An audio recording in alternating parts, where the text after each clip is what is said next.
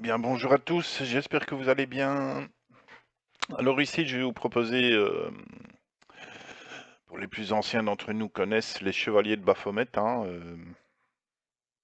ici, c'est un groupe de fans qui ont écrit une aventure que vous pouvez récupérer entièrement gratuitement sur www.brokensword25.com.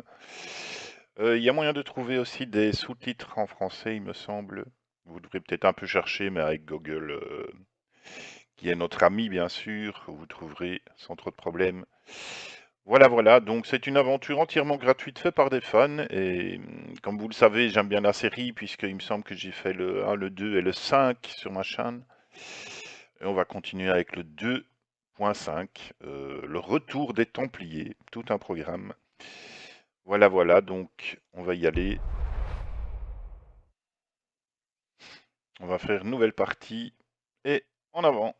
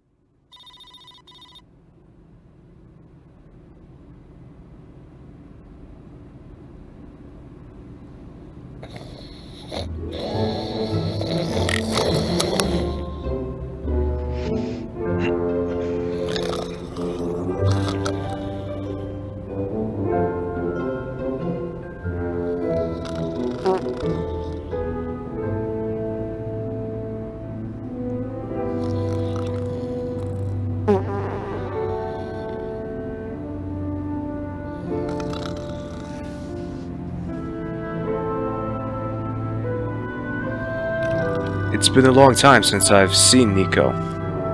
And then there's this telegram. Sender unknown. It says Nico's dead.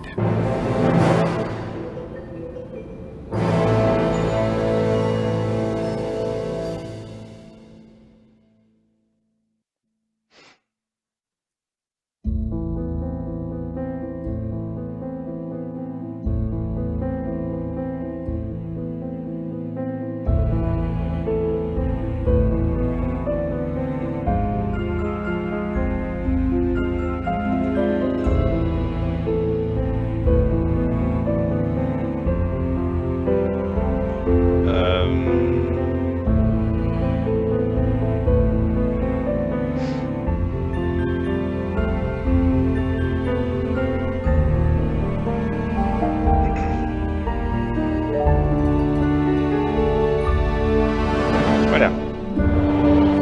Oula. Attendez une seconde, je remets ça ici.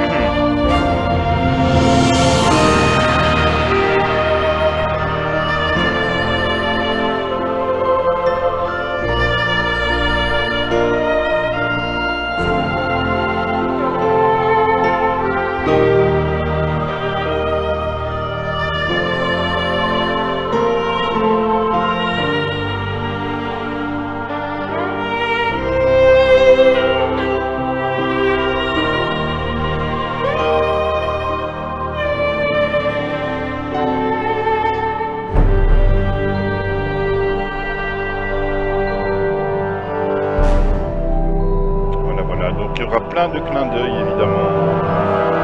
Les premières aventures de George et de Nico.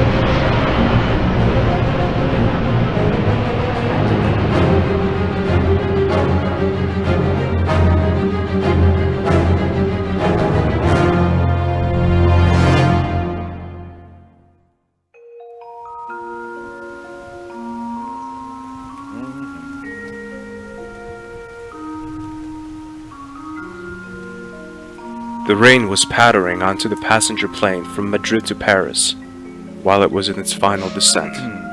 Dismal day in this big city.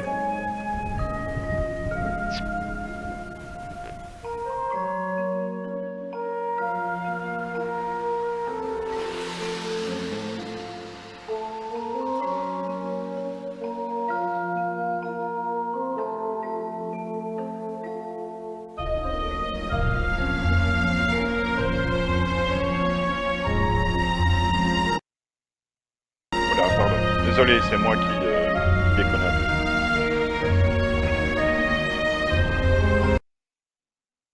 Voilà, sorry.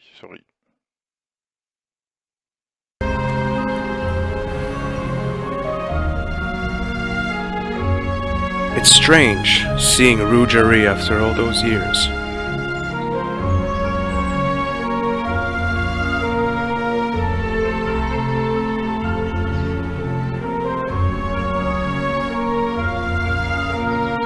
So let's go.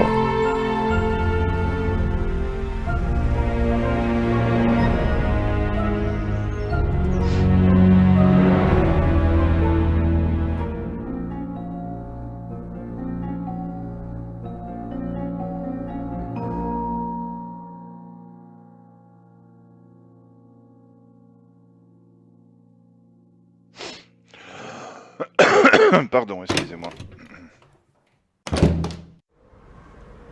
Nico, thank God you're okay. George, I thought something had happened to you. why would you think that?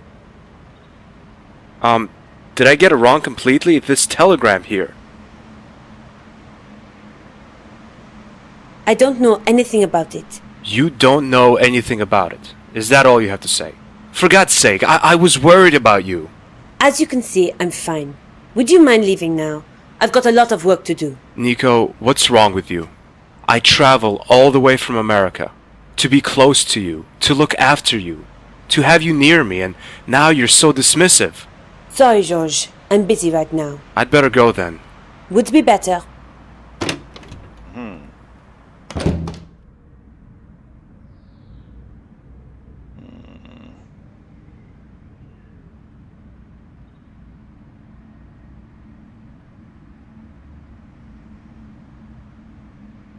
Yes, it's me, Nicole. George has just been in. The telegram arrived after all. Strange. Ok.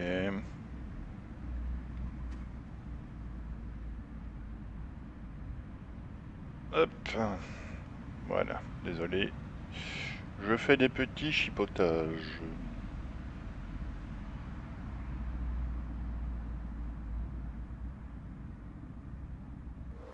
I'm kind of expecting a mad clown to jumping around the corner and knocking me out with his accordion now. My fears are proved to be unfounded.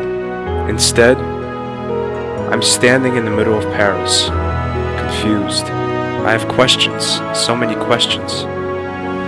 Does Nico have anything to do with this telegram? If yes, why would she do a thing like that?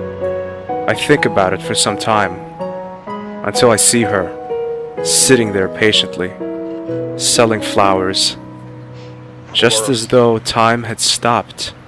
She helped me once. Why not a second time? Ouais, donc c'est la vendeuse de fleurs qu'on retrouve dans les premiers épisodes. Excuse me. Oui? Oh, it's you. Didn't I tell you you would come back? Yes, you sure did. What have you been doing all this time? I've been selling flowers, telling fortunes to the customers, the usual stuff. Well, it's not that usual, is it? It is to me. Don't you ever get fed up with selling flowers and telling fortunes? You know, I've done this for years now.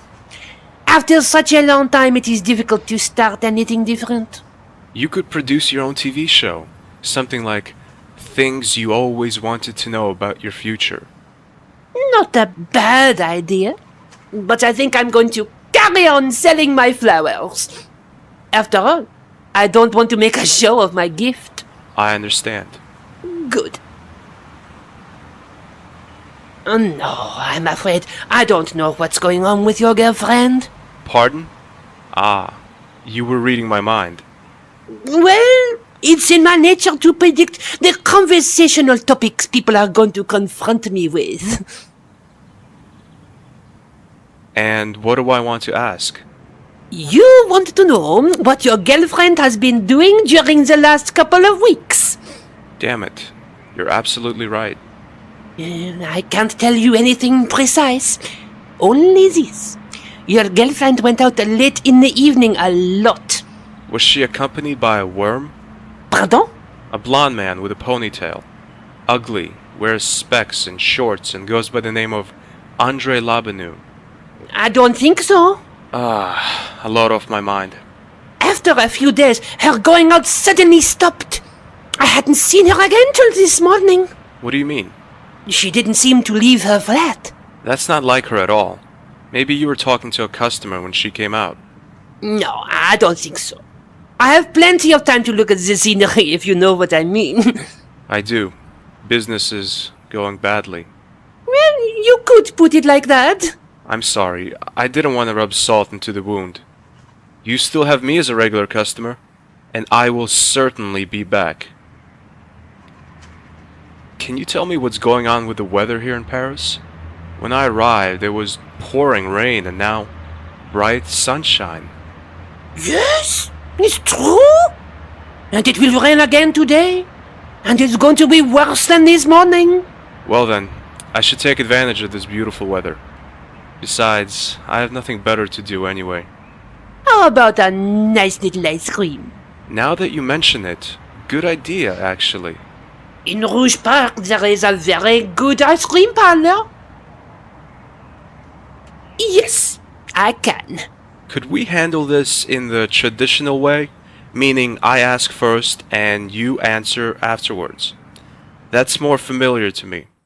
Oui? So, can you tell me if I'll go on a long journey again? Do you really want to know that? I guess so. You are going to die. What? If you're not careful. Well, that's nothing special. You will meet someone unexpected. That blonde ponytailed worm? No, it's not him. It is a rather good-looking person. Male or female? That's €5, please. Come on. I'm sorry, but soothsaying has its price. Pity. But I'll do you a favor. I'll give you this newspaper. Wow, thanks. I'm honored. Why are you giving it to me? When the time comes, you'll know. Okay.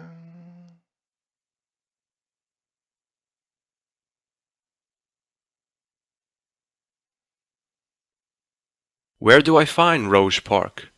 Do you know Hermétique de Naval, better known as Site de Baphomet? I sure do. Years ago I borrowed a bucket from a painter, tricked a bouncer, then I... Monsieur. Oh, sorry. Where was I? Ah, yes.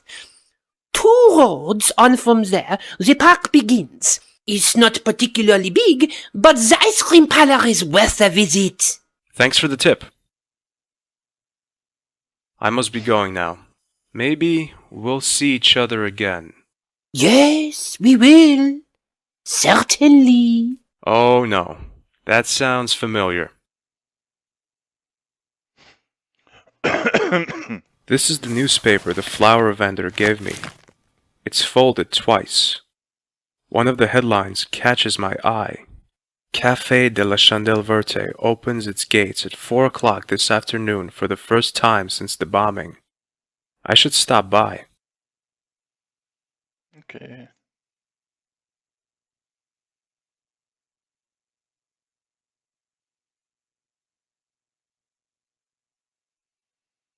Mm, mm, mm, mm, mm, mm.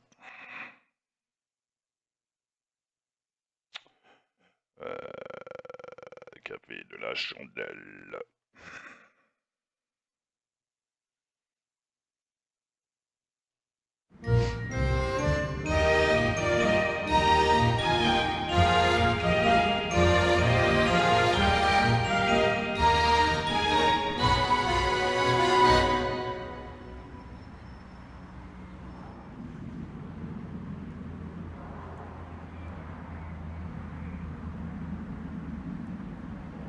Monsieur, stop. Stobart, do you still remember me? Yes, certainly. Your friend Nico used to talk about you a lot. And besides, you're the man who helped me up and comforted me after the attack. And you didn't give me alcohol to drink. What have you been doing all these years after the attack? If I tell you that, you'll think I'm crazy. I'm doing that already. Tu m'écrofois, je comprends. I beg your pardon? Just thinking out loud. So... Whatever. After the bombing, I worked in a small cafe just around the corner. Didn't you have to recover from the shock? Not really, to be honest. Crazy. Didn't I tell you? When this cafe reopened, I didn't hesitate for a second. And here I am. It's just great to hear such a success story in these depressing times. I'll have a seat. If I can get you anything, just call me. Oui? Okay, thank you.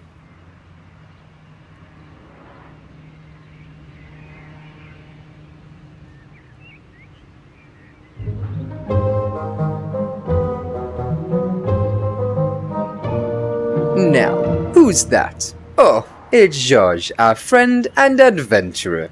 Hi, Andre. What brings you back to Paris after all this time? Let's say it's private. It's something to do with Nico, oui? It's about Nico. Something about a disappearance, oui? She disappeared? Didn't you know that? No, I didn't. She didn't tell me. A while ago, Nico went completely underground. For 2 or 3 weeks, nobody heard anything from her. Her employer was worried too, and I informed the police. Why didn't anyone tell me? I sent you a text message. Stop lying, Andre! Okay, I didn't think it necessary for you to get involved. I'm her boyfriend, goddammit. Ex-boyfriend, you mean? No. I usually mean exactly what leaves my mouth. Or whatever. Nico reappeared after these 3 weeks, just as though nothing had happened. What did she say? When I asked her about her being gone for so long, she only told me she had visited her mother in the country. That makes sense, I guess. Georges, her mother has been dead for nearly 2 years now. Maybe Nico thought I didn't know, or maybe... Maybe what? I don't know. But the worst is yet to come. It gets even worse? Oh yes, there was a rumor that Nico had tried to kill Bernard Lemar, the acting mayor of Paris. Do you really believe that? I don't know what to think. Since she has been meeting those people, she hasn't been who she used to be. Meeting what people? Come out with it, Andre! I don't have any details, but I know that she regularly attended those strange group meetings. One night I followed her, but near Montfaucon, I lost track of her. Montfaucon, but that's the place where... Exactly. The place where the Templiers suffered their worst hour, and where regular Neo-Templar meetings are held. It can't be true. Nico and the Templars? It makes absolutely no sense. Why not? The evidence clearly indicates that. Sounds like you're suspecting Nico. I'm a student of history, George. I believe in facts, and the facts do not give a good impression of Nicole. My grandfather died, Nico isn't who she was, and is suspected of trying to assassinate the mayor. That's just incredible. Have you asked Nico about the attempted assassination, Andre? I did, but she denied everything. Did the local press cover the story? They did, George. The story went through all the papers for days. France Nationale had a particularly elaborate take on the topic. Interesting. Maybe the paper's archive can be of help to you. The papers must still be available from there. How did these rumors actually emerge? I mean, how's anyone supposed to know that Nico was the assassin? Is there any evidence? I'm sorry, George, but I must be going. See you later. What a pity to see you go.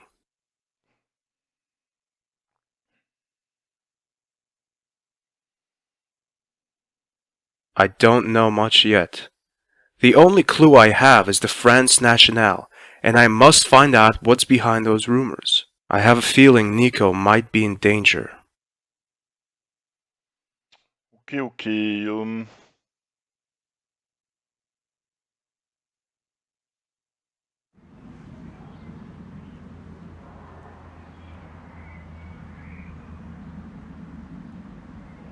va retourner chez Nico. Hein.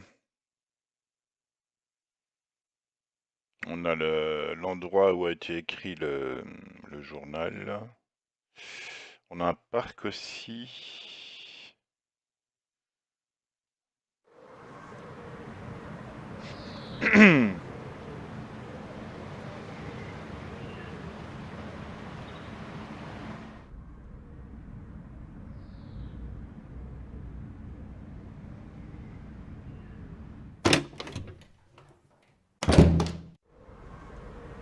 On n'est pas là. Bon, Always useful. on va prendre tout ce qu'on peut prendre, hein, dans tous les jeux d'aventure. Quite big and fuzzy.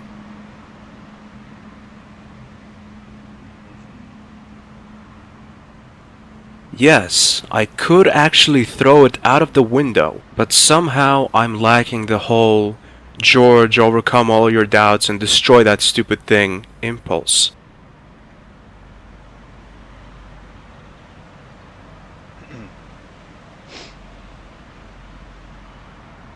A note. I can see the letters M-E-T. Is that a place? The bag seems to be quite full. My hands reach into the bag. Ouch! I cut myself on a sharp metal something. As I get it out, I realize it's a pair of scissors. Nasty. Again, my hands touch something pointed, but this time I'm prepared for it. A hairpin. The last time I reach into Nico's handbag, I feel something smooth. Oh my god, it's a small purple slip. Probably another of Andre's presents. That sneaky little...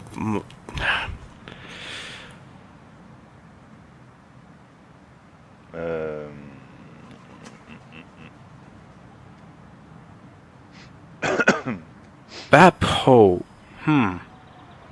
Seems like the rest of the note is missing. Baphomet. Not really feeling like suicide at the moment. Maybe later. Répondeur aussi. Yes, I could take some photos, but I don't think they would be of much use. I'd better leave that to Nico.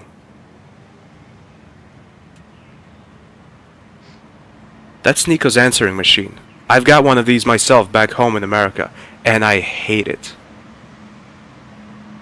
On voit qu'une sorte de petit clin d'œil. Hein. No, I won't. Why should I rip it from the wall? Nothing happens. The operating system seems to be secured with a password. Password. That's it, Baphomet! But what now? I type in Baphomet. It bleeps and buzzes. Then the screen displays a list of names and addresses. The right edge of the paper shows the coat of arms of the Parisian police. That must be a copy of an official document. Maybe an address list. Maybe Nico is working on a new story. I can't make heads or tails of it. Ok. Il n'y a plus rien ici, je pense.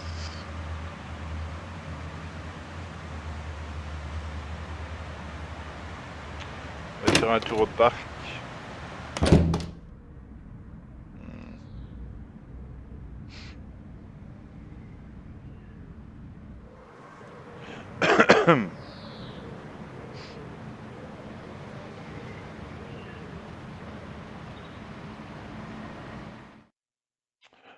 Le parc, il est là. The flower vendor was right. Apart from the ice cream parlor, which is in fact an ice cream van, and a fountain, there isn't much here.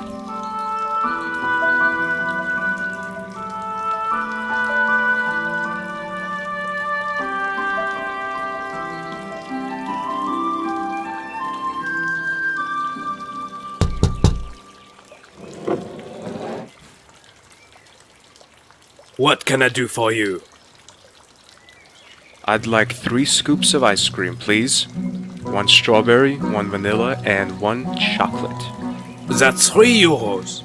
Oh, Oh, now, don't tell me you haven't got any money. I don't have to say it if you don't want to hear it. Can't guys like you think of a better way to... Listen, it's not a scam or whatever you're about to call it. Oh, isn't it? And what is it then? Actually, I see. Come back when you have the money. Money.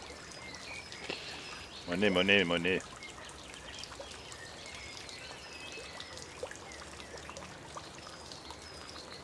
I can see 3 coins down there. I am one lucky beggar. This must be €3. At least that's what I think. On n'a pas l'air sûr, hein.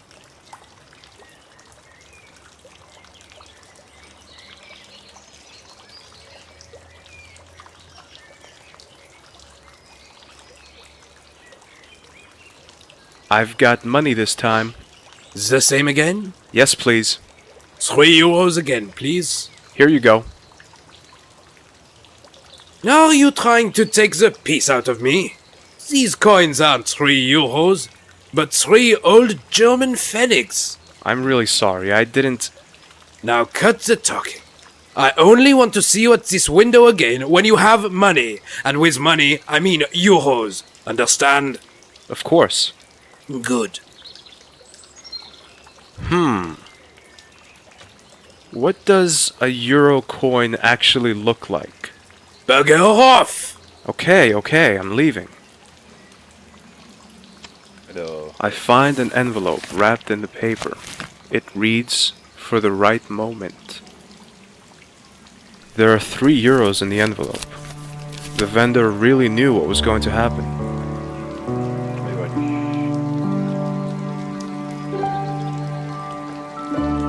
It's me again. I'm telling you, if you don't have money now, you're in trouble. €3. You see? I don't want to know where you got them. Here's your ice cream. Thanks.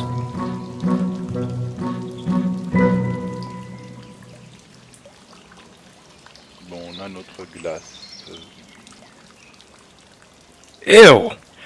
This ice cream tastes like dead socks. Gross! Ah, dégueulasse.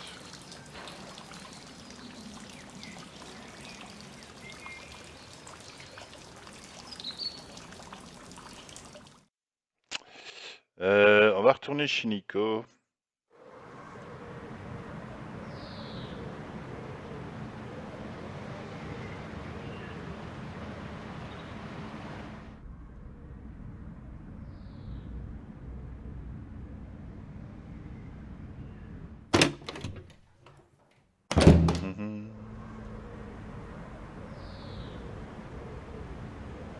On a déjà fait le répondeur, je crois. That's Nico's answering machine. I've got one of these myself back home in America, and I hate it.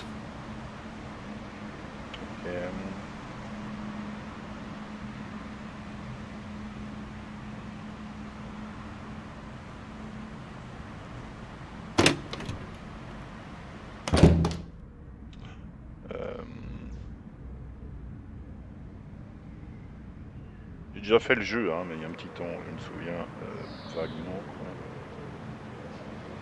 As Nico's name is misspelled, I'd love to take the label out and correct the mistake, but I'll leave it there for now.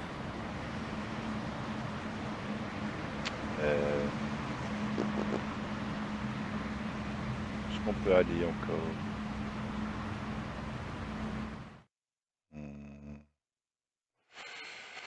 France nationale. On n'a pas encore été.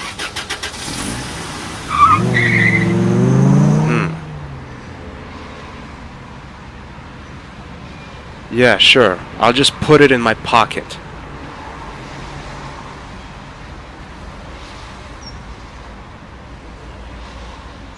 Great idea. Kicking in the door, shouting, "Hello, it's George Stobart, and I'm burgling this building." Maybe it would be wiser to try and get inside a little less conspicuously.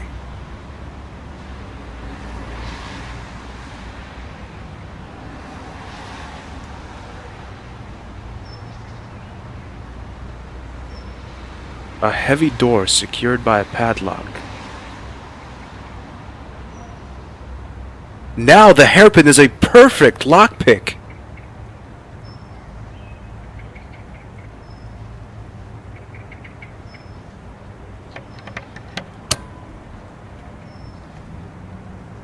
I can't see anything. There's no point in going in there without a flashlight. It's pitch black in there. Ok, il nous manque quelque chose.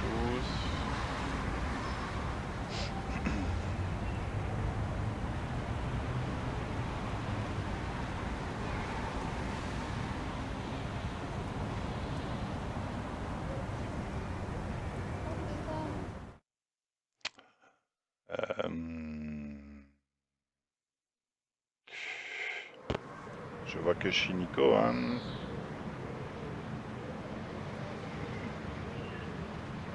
Smashing the window would be the wrong way, and way too tiring.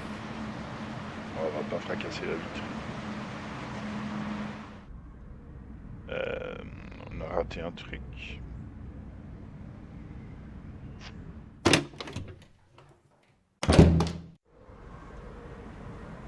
Ah, je dirais que ça clignote. The unread message light is blinking on it. I know it's not exactly gentlemanly to listen to someone else's messages, even though in this case that someone else is my girlfriend. But I must know who called Nico. It's me. Since you're not in, I guess you're on your way to our meeting place. I expect you to be at the fountain on time. At the fountain? Which fountain did the voice mean?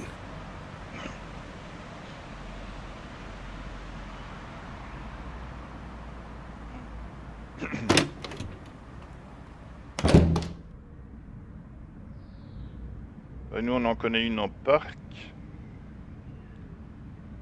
mais il y en a une autre ailleurs. Parce que là ça vient de nous libérer un nouvel endroit.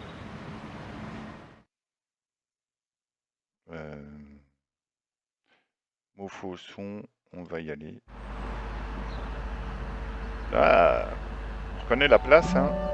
Bah oui. Que de bons souvenirs.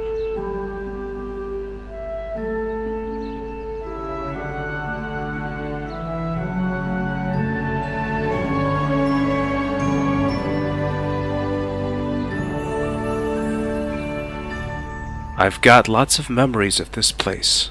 Ah, tu m'étonnes. This time again, a trace led me here.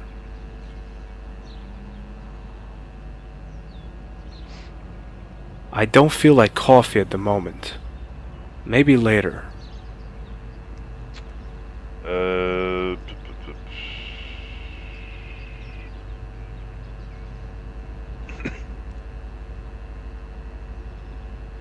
J'y vais.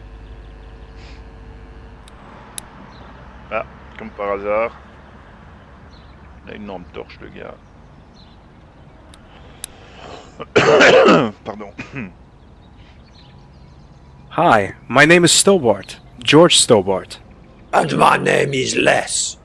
Armless. Ah merde. Is that your flashlight? Yes, it is. And I'm not selling. What if I gave you something else in return? You don't have anything I want, believe me. If you knew what I sometimes carry around. I once had a fish in my pocket. But I'm sure you don't have the item of my dreams. Who knows? You have a woman's slip with you, oui? You're not serious, are you? Oh, why not? Many guys have a feminine side. I don't. You do. Just look at your hairdo. What about it? It's feminine. It's not. It's just blonde. It's as masculine as my physique. That was the second thing I wanted to mention. Stop it. I'll see if I can get you a slip.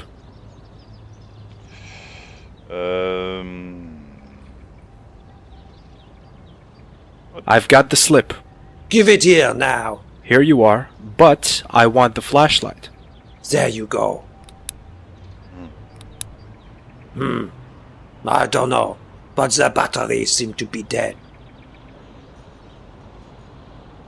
Ah, c'est Thanks. parfait. Y a plus rien ici. Je crois.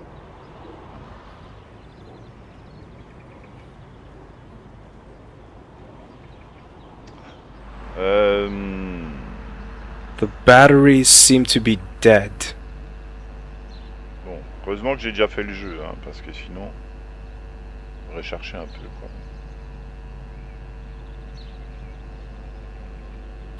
No. Not without a good reason, and above all, not with my bare hands.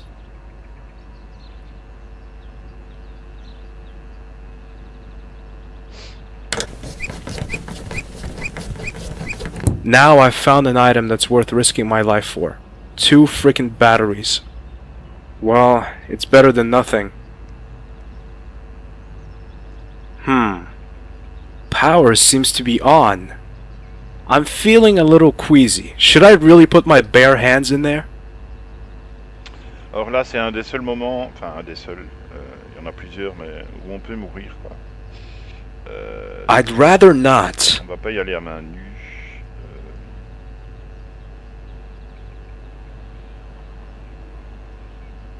Damn, that hurt! But at least I have courageously acquired 2 Mafasson batteries. Great!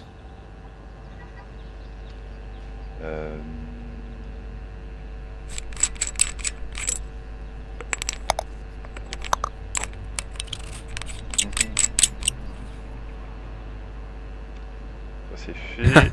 Wow, what am I supposed to say? Une outfit, hein, ici. This would make sense if there was water in there and it was 40 degrees or more.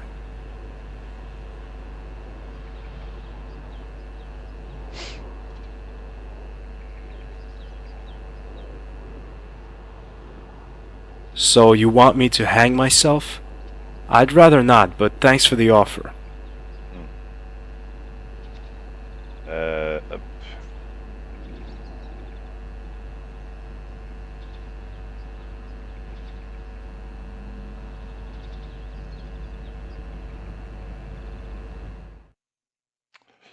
On va retourner à la France nationale.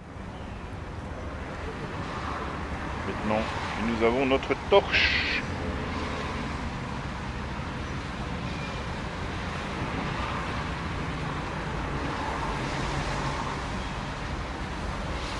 Damn! The batteries seem to be dead.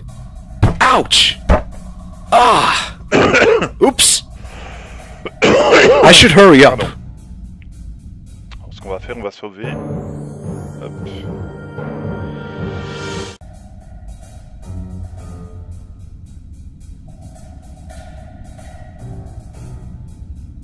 While searching the shelf, I find an issue that seems most interesting. The attempted assassination is criticized in bold letters. Reporter under suspicion of murder. The renowned Parisian journalist Nicole Collard was released without charge early on Monday evening after several hours of interrogation. According to Police Inspector Henry, suspicions of Miss Collard being involved in the murder of Mayor Bernard Lemire could not be backed up with hard evidence. Lemire had lived under the threat of repeated assassination attempts in recent months after overtly confronting Parisian cults and their totalitarian structures.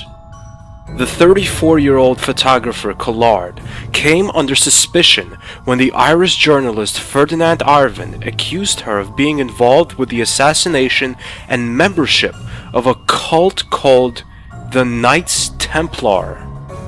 Arvin announced he would back up his accusations with hard evidence within the next couple of weeks.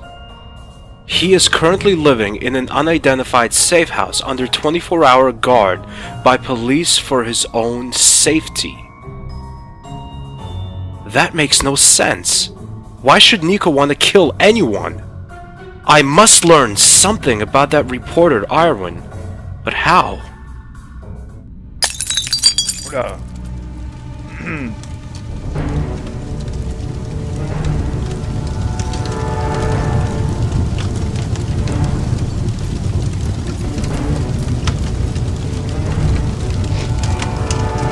Damn it! It's stuck!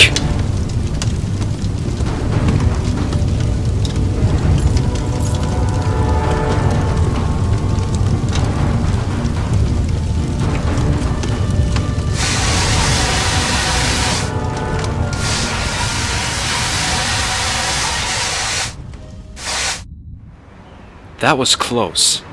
I seem to have made an enemy. Strange. The only one who knew I was here was Andre. On peut rentrer. I won't go in there again. Ok, bah, j'espère qu'on n'a rien oublié. Normalement non, hein. Ah, si le jeu est bien fait. Ok.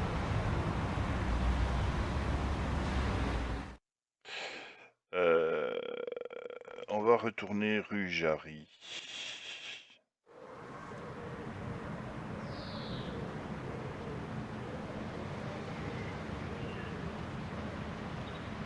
Il parlait d'un nom là.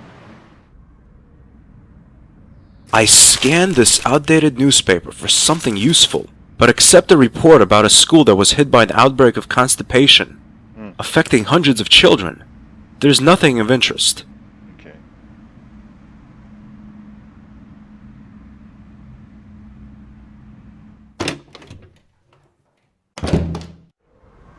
Et toujours pas de retour, Nico.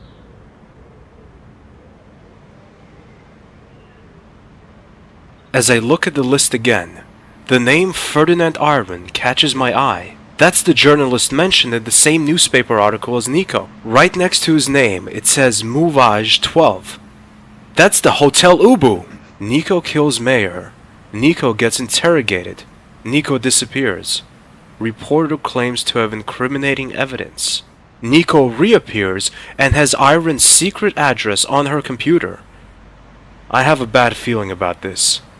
And not only because I'm talking like Andre. Qui?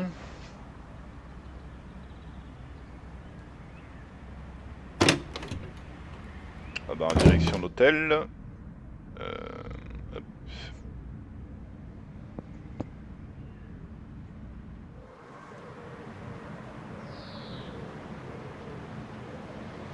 Les loubous. Goubou. Bubu.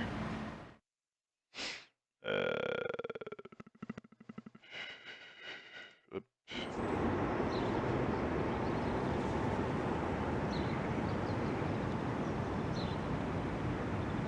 The chalkboard is fine where it is.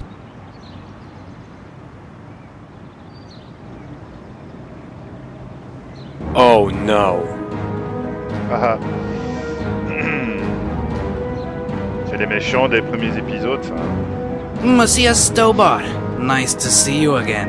Le premier ou I deuxième can't film. say it's nice to see you. Flap, stop waving the gun around, will ya? Sorry, Guido. So, Monsieur Stobart, may I beg you to move? We don't want to make a scene, do we? No scene? No scene? Do you expect me to let myself be shot just like that? If you cooperate, nothing will happen to you. For the moment. What do you want? Oh, come on, Stobart. Don't be stupid. Since you stuck your nose into things that were none of your business 7 years ago, you've been #1 on the list of enemies of the Templars. Stop that garbage. The Templars are gone. If you say so. Just a coincidence that your girlfriend met with people who call themselves the Templars, don't you think? Liar! Nico would never get involved with those idiots! I could see a broad smirk spreading all over his face. You've met Mademoiselle Collard today? Yes, why? Just curious. If you touch her, That need not concern you anymore. Not since she's been going out with that fair-haired history professor. Ah merde. Andre? Right, that's his name. The two make an excellent match, don't you think, Monsieur Stobart? Another lie. Every word that leaves your mouth is a lie, Guido! How did you manage to get out of the church in Bannockburn anyway? None of your business. Can I shoot him now? Not yet, Flap. Not yet. Oh man.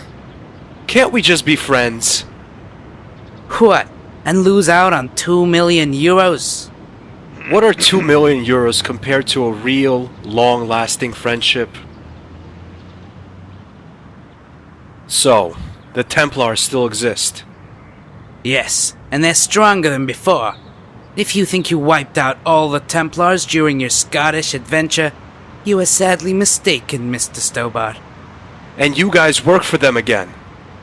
Monsieur Stobart, we are the kind of people who are often called mercenaries. We get our money, that's all that counts for matters to us. Believe me, that's gonna change. I'll stop you again this time, even if I have to travel around the globe for it. But you see, Monsieur Stobart, that's exactly what Flap and I are here to prevent. Allez hop, on en profite. That was close.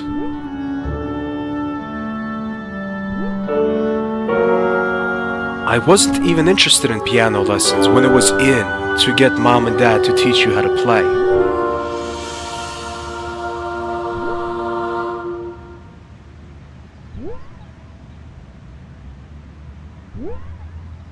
Afternoon, boy. Hello? Hello, who are you? I'm George Stobart. That's a weird name. No, it's not. But it is. No, listen. Stobart is a perfectly normal name. Stobby? My name is not weird, okay? Stobber, Stobby, Stobbo. Who would have imagined this? I travel halfway around the world to have an argument about my name with a boy with the intelligence of a banana. My dad has a better name than you, mister. So, what's his name then? Flap? No, Ferdinand Irvine. Where's your father now? He went out. Told me to wait here, but he ain't come back yet. What's that toy you're playing with? It's a Freggy. A Fremy? Freggy. Don't you know anything? It's a sort of rubber ball. Looks funny. When did you last see your father? About 3 hours ago. Okay.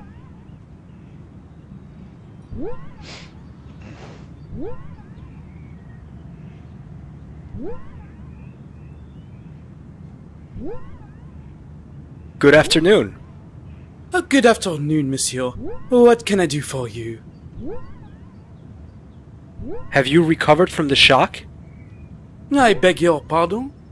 I know I shouldn't have let her loose on you, but I had no other option. If you understand. No, I don't understand. Lady Piermont, the pianist and magistrate. Ah oui, the Madame in Violet, the beast, mon ami. Oh, well, she wasn't that bad. A little eccentric, but okay. You are not a target, if you don't mind me saying. I guess you're right. I'd like to hire a room, please. 1 moment, please. I'm afraid we don't have any rooms left. Really? But there doesn't seem to be much going on here. That might be your first impression, but come the evening, come the guests. This hotel will be busy then. Damn it. Pardon? Never mind, just thinking out loud. Okay.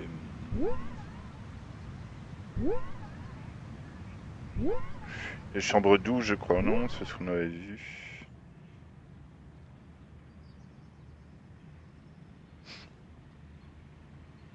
Probably not. It's a hotel reservation belonging to a certain Ferdinand Irwin. Double room, 1 adult, 1 child. Okay. Hiding Irwin in a well-known hotel is not the most creative idea the Parisian police ever had to protect a witness. If I can just get into that room... I pull at the door, but it doesn't open.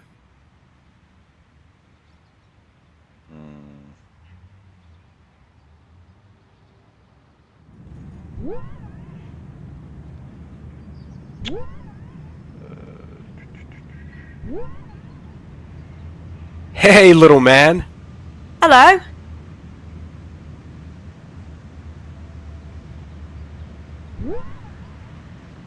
Hi, me again. Hello, Stobby. Listen, would you like to play a little game? Oh yeah, a game. Friggy. Gets boring after a while.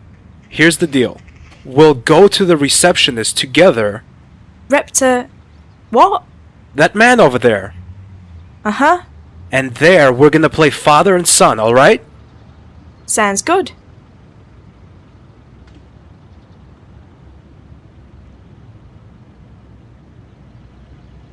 Me again. I can see that. What can I do for you this time? I reserved a room. Have you? May I see your reservation? There you go.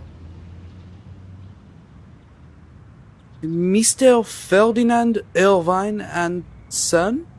Brian. Arthur. Pardon? Arthur. Brian is his middle name. Okay, here's the key to room number 122. Thanks. I wish you and your son a pleasant stay. Thank you, thank you.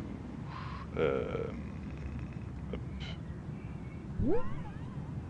On a notre clé, c'est parfait. Hop. Tac.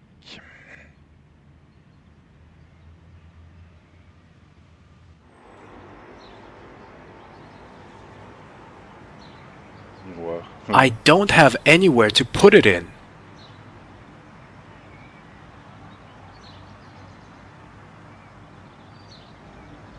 I'm not thirsty at the moment. Okay.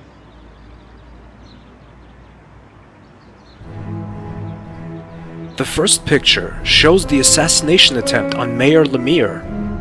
A short distance from the action, a person catches my eye. Hastily running away, she's looking over her shoulder, as if she's been caught doing something wrong. She's a medium-sized, slender, obviously wearing a bad wig. Wait a minute. I know that face. Is that Nico?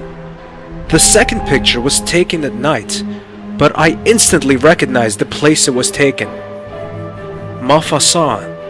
Some people wearing robes, almost impossible to make out. Somehow I have a feeling that there wasn't a children's birthday party. There's a woman in the middle. She seems to be talking to someone. I have a bad feeling about this. The third picture confirms my instinct. It's a close of the woman. It's Nico! She's about to pull the hood deep over her face. Irvin must have taken the shot just moments earlier. Who's she talking to? An older man is standing next to her. His robe is different from those the others are wearing. It's more elaborate. Around his neck, he's wearing a big brown cross. The Templiers' cross! Definitely their leader, Big Boss, has turned his face away from the camera. I can't see who he is. I don't know how Nico got into this mess, but I have to help her as quickly as possible. It's time to get some answers from Nico. Okay.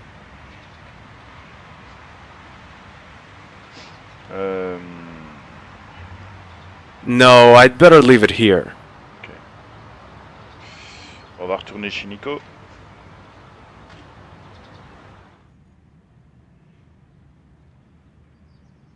Les deux malfrats sont partis, je pense.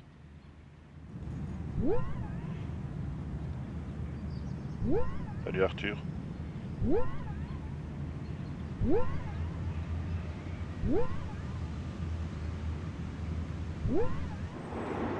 Ah, ils sont plus là.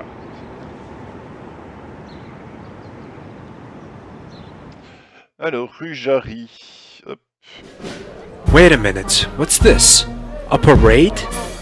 There are huge barriers blocking the way to Rougerie. Just my luck. I must find another way.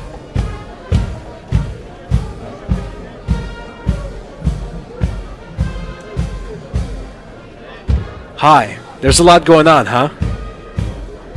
Have you been standing here all day? Spreken Sie Dutch? Parlez-vous français? His eyes tell me that he understands alright. He just doesn't want to talk. I hate clowns. Bah oui, il a pas les clowns.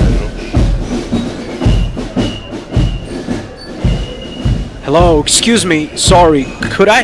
Hello? They don't even notice me.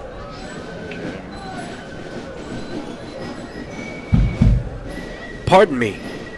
Oh, hello. Could you tell me what's being celebrated here? Yes, this is the traditional opening march. Opening what? You don't know? The annual Parisian city market. It will open its gates tomorrow. That's interesting. Can you tell me how to get to Rougerie? That's just bad luck, monsieur. The parade will take about 2 hours. But I have to get there. My girlfriend lives there. I live there myself. I should be at home with my wife and kids, but c'est la vie, monsieur. Come on, celebrate with us instead of complaining. Thanks, but I'm not in the mood for parades. Besides, 2 psychotic killers are chasing me. Would you celebrate if you were me? That sounds really exciting. Believe me, I'll take dull any day of the week.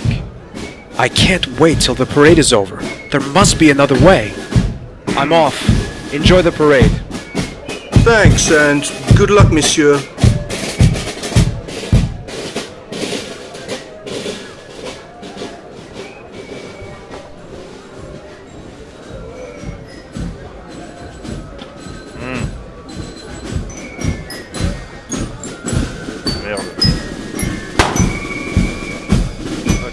That balloon bursts like a bubble.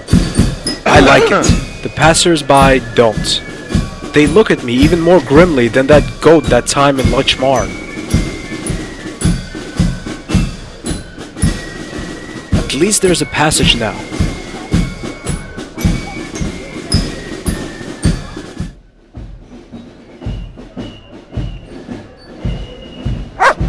That's just my luck.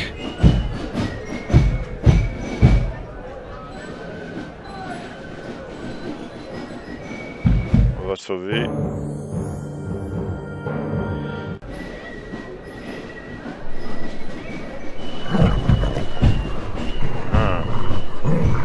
Do I look deranged? Yes, nice doggy.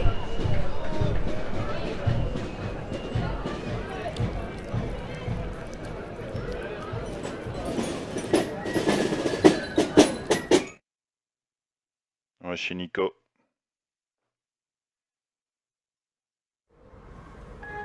I was told that my uncle was part of their cult. Georges, at the time, I had no idea that it was the Neo-Templars. I only wanted to help him. I infiltrated their order under the false name of Christine Roux to get my uncle out of there. But when I met him, there I was stunned. His eyes were just empty like a dead man's gaze. It was very disturbing. He seemed to have been drugged. But worse than that, he kept stammering the word gate. Do you know what he meant by that? No idea. It's possible that it was just the drugs. That would explain both his gaze and his stammering. Why was your uncle part of the Templars anyway? I guess he couldn't resist the temptation. Temptation? Yes, Georges. 2 million euro. Hey, on second thought, the Templars aren't such bad folks after all. But this talk about a gate worries me still. But that's probably a result of the drugs. True. It could be. But maybe it has something to do with the Templars' plans. You might be right. Where would you start your investigation? The only one who knew about my plan was a good friend of André. A good friend? Yes, a friend. Nothing more. What's his name? Jimmy McClough, an English historian, whose main field is the Templars. Why did you let him in?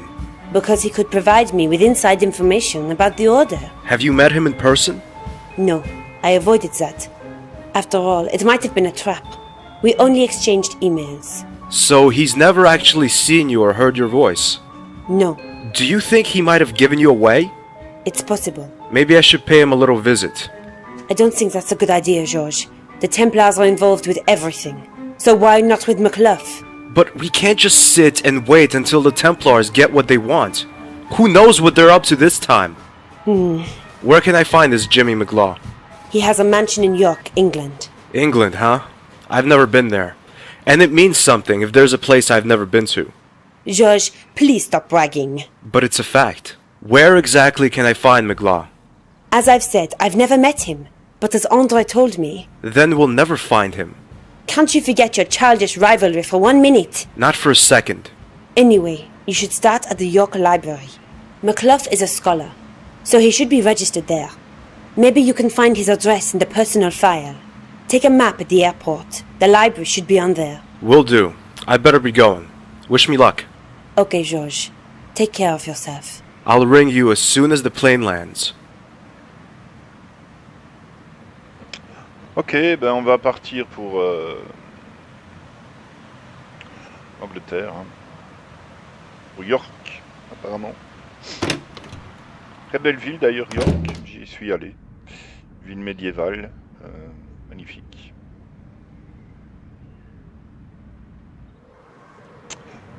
Bien. On va ressauver un coup.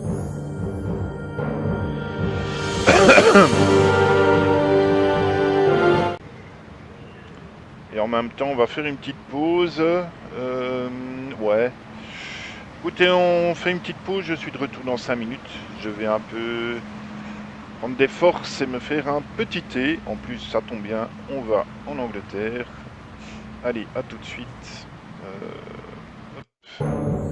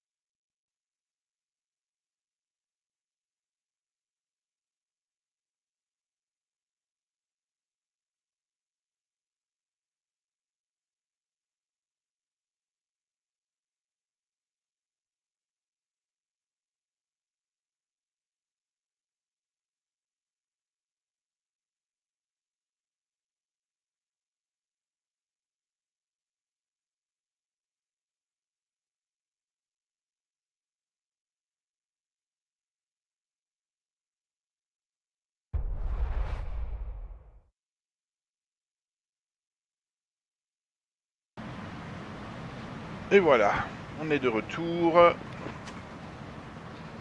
Après un bon petit thé vert et un petit morceau de gâteau. On est ready pour la suite. Pour partir à l'aéroport. Hein.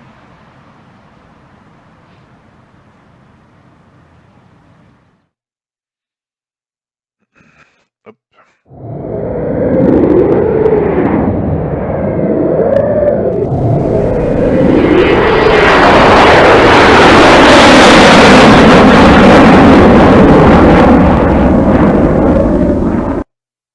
This is a York map. I'm over here. York. And the public library is over here.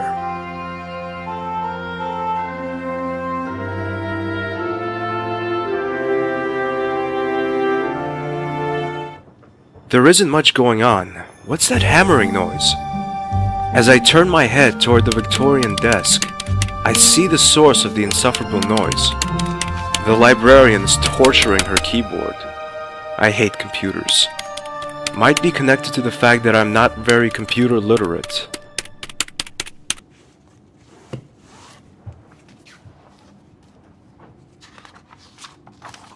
Excuse me, ma'am. Yes, please?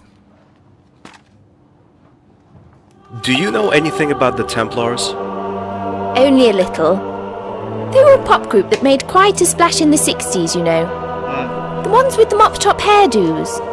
I think the group you're talking about were the Beatles.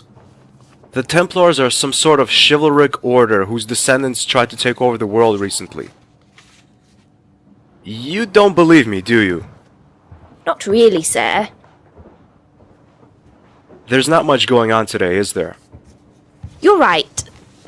It's because Revolution Software is holding a public launch of their new computer game. It's called Broken Sword. Do you know it? I don't, and to be honest, it doesn't really sound that great. I don't think it'll be a success. In a few weeks, no one will be talking about it anymore. So, what are you writing there? None of your business. Sorry, I only asked. I was joking, sir. My late mum always told me be friendly and funny to all the people you meet. Yeah, very funny. Stop making fun of me. I'm sorry, I was just taking the mickey out of you. Stop it. Okay, I see. You're not a humorous person. Yes, I am. I can be extremely funny. Why did the blonde climb up a glass wall? There was someone outside the door who told me that joke. Don't you think that kind of joke is cruel? Well, let's change the subject. I need some information about one of your members, Jimmy McGlaw. I'm afraid that's impossible. Why? Because I can't just hand out private information to a complete stranger. Data protection, you see. Sure, but I'm not a stranger, am I? Aren't you?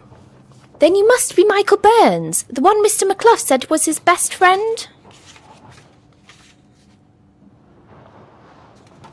On va pas mentir.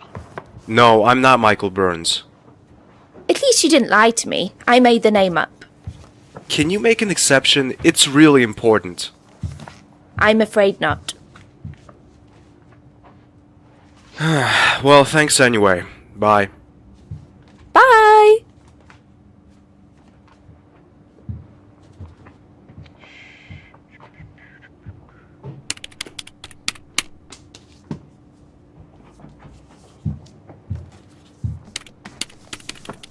I haven't read a book not dealing with the Templars in a while.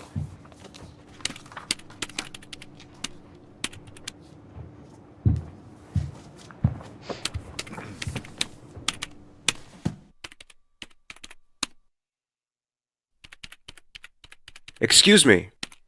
Yes? My name is Stobart. George Stobart. Hi. My name's David. Hi, David. Does the word Templar ring any bells? Sorry, I don't know anything about that. I'm studying animal science, and it's nothing about animals, is it? Actually, it kind of is. A weasel and a gorilla are working for them. A weasel and a gorilla? How? That's a long story. Ah, I see. Unfortunately, I'm in a bit of a rush with this. I have to hand in my essay next Monday, and I haven't even half finished. Cheer up. I'm sure you'll make it. Thanks. I wish I had your confidence. Do you know if the librarian's always so strange? You mean Mrs. Leroy? Not always. She's just having a bad day today. Her computer, the one she watches over like her own child, has already crashed twice today. It's made her a little jumpy. Now she has to catch up on an incredible amount of work, which explains why she's literally bludgeoning her keyboard. Why did her computer crash? Because some electrical cable in the basement doesn't work properly. Takes at least an hour until that can be repaired. And now, poor Miss Leroy has to do all the work by herself. Don't you have a janitor? The caretaker is at a presentation, something about a computer game. I see. Listen, David, can you tell me where I find the fuse box in the basement? What do you want to do there? Things. Well, down the stairs, second door to the right, then left and down the corridor. Thanks, I wouldn't have found it by myself. Now I know where to go in the basement.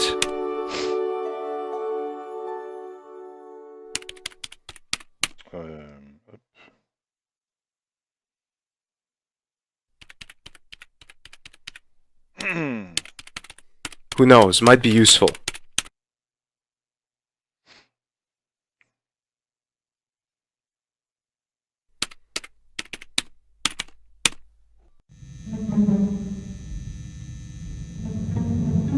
It says York United.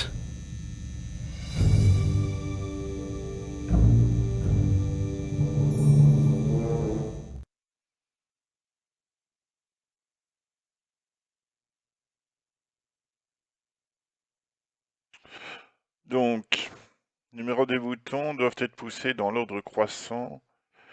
La somme des numéros du deuxième et troisième bouton vaut 7. Du deuxième et troisième. Ouais. Ok.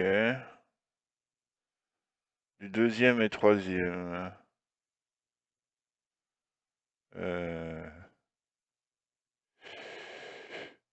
Du deuxième et troisième bouton. Ok.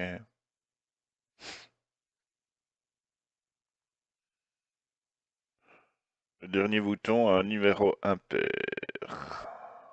Ok. Impair. Ouais.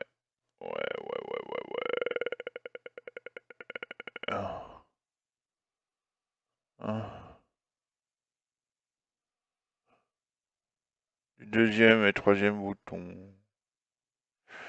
Deuxième et troisième bouton.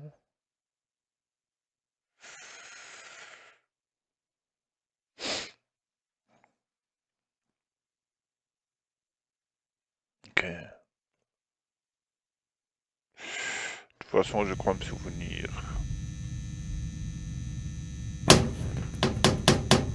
Damn, it's stuck. I can't open it with my bare hands. This should work.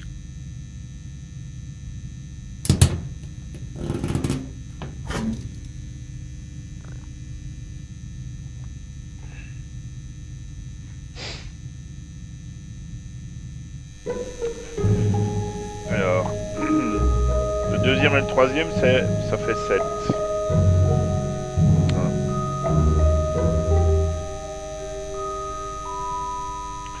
Le deuxième et le troisième bouton, qu'on pousse en tout cas, fait 7. Et le dernier bouton est impair, donc impair. Le dernier bouton est impair. Ça peut être que... ouais. 1, 2 et 5. Mrs. Leroy leaves her desk.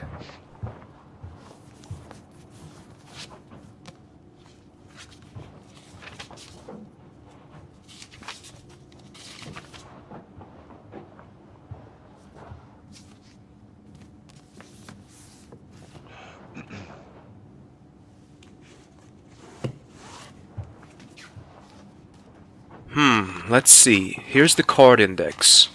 Manish, Marworth, McKinsley. Aha! There it is! McGlaw, Rangersfield Hall. Somehow, I have a bad feeling about this.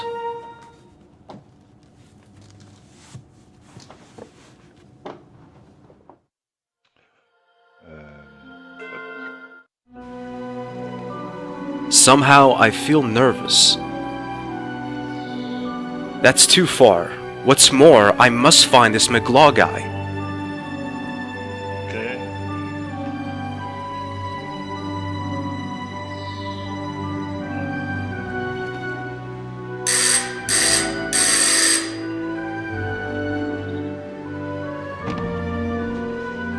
How can I help you?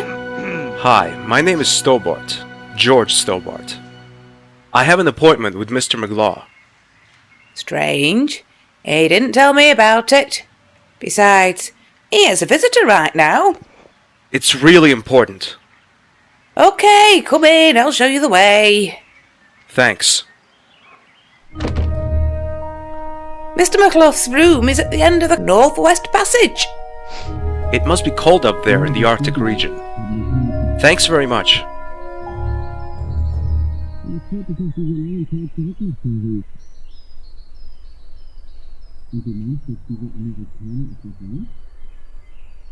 Without the seal, we won't have a chance.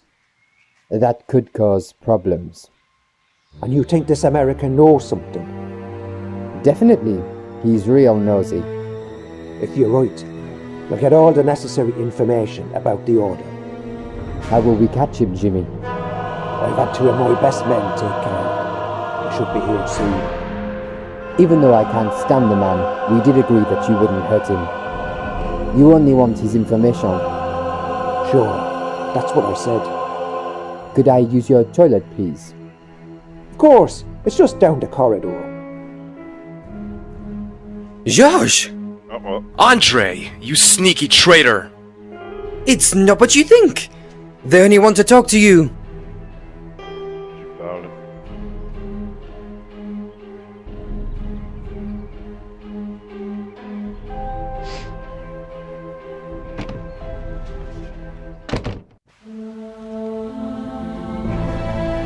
Oh no!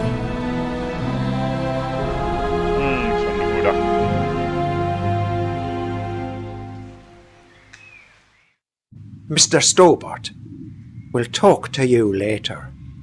In the meantime, you can get familiar with your new roommate. If you aren't familiar already, that is.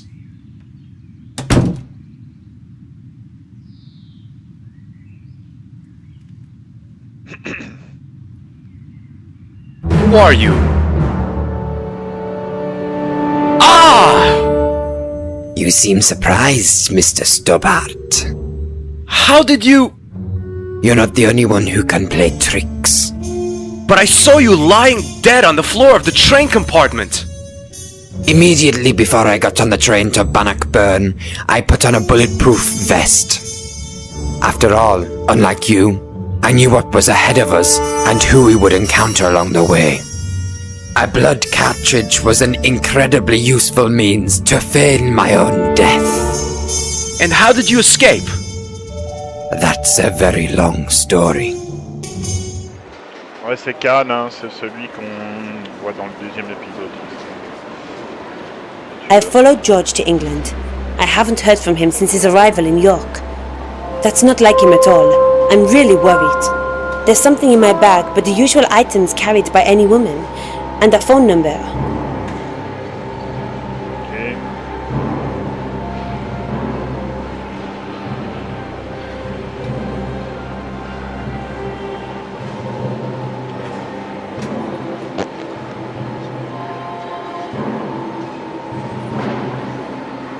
Ah, qui voilà. Ok.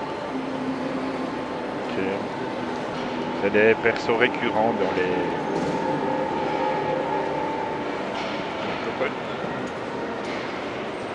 Dans les chevaliers de Baphomet. On va un peu regarder ce qu'il y a ici d'abord.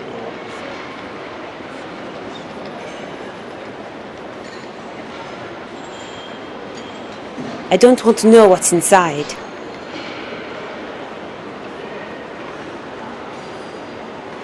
Damn, it's locked.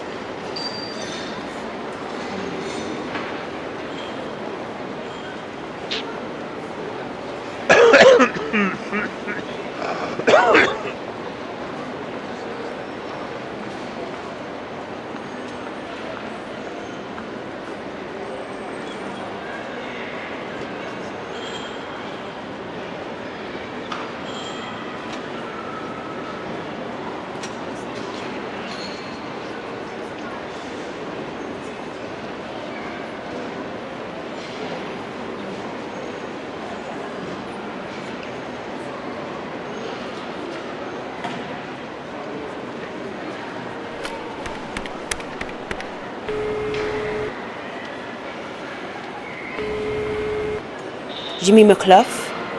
Who is speaking, please? My name is Nicole Collard. I'm a TV journalist with the French channel Canal 1. We were thinking about airing an extensive portrait of you, which would include an interview.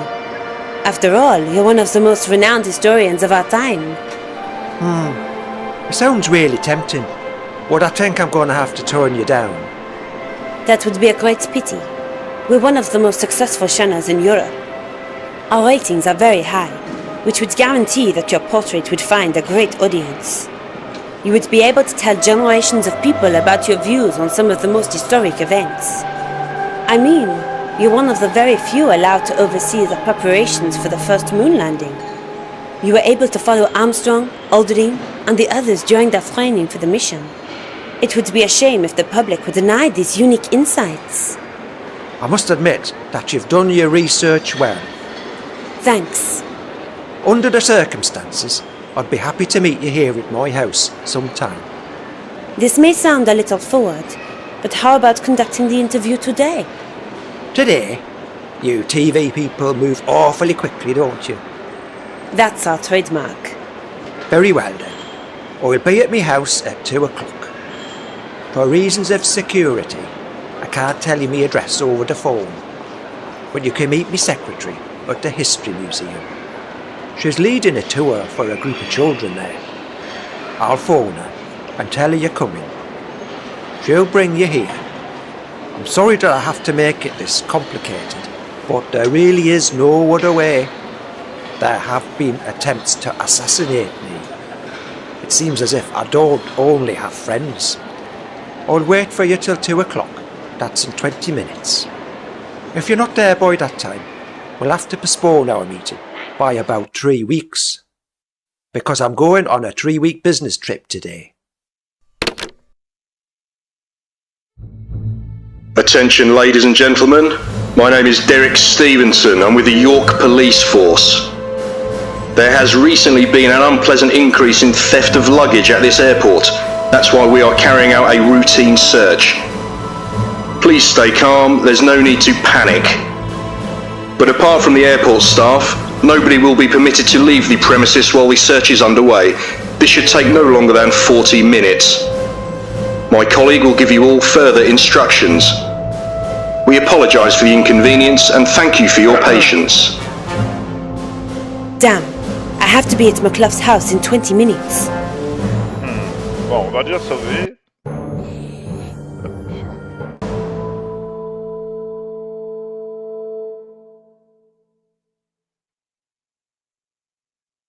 Wait a minute. Only airport and flight personnel are allowed to leave the complex. Don't I look like one of them? That's beside the point, miss. May I see your ID, please? You know, regulations. There's a slight problem with that. My husband mislaid my handbag this morning, and I couldn't find it anywhere. And now I'm unidentifiable, so to speak. Sorry, miss, but without an identity card, I can't let you leave the premises. Okay, I understand. Okay.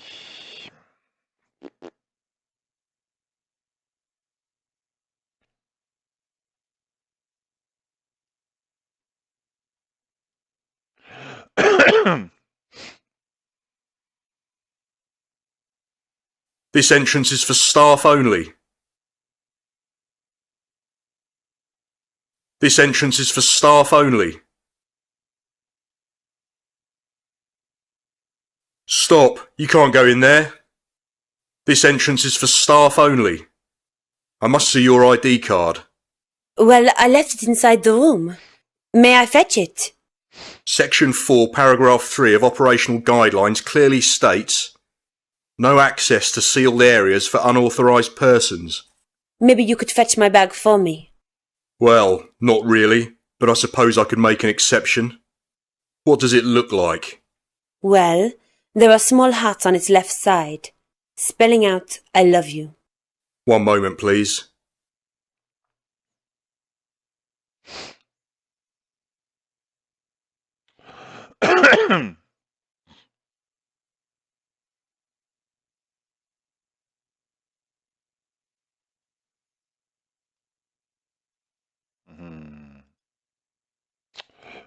On va parler à Dwayne. Oui, ils reviennent régulièrement dans Les Chevaliers de Baphomet. Hein. Dwayne, c'est un agent de la CIA. Enfin, je vous laisse découvrir ça vous-même, quoi. Excuse me? Yes. Oh, Miss Collard. Do we know each other? I met you and George in Quaramone about 4 years ago. George was in prison, and you were going to a meeting with General Graciento. Do you remember? I do now, but I don't remember your name.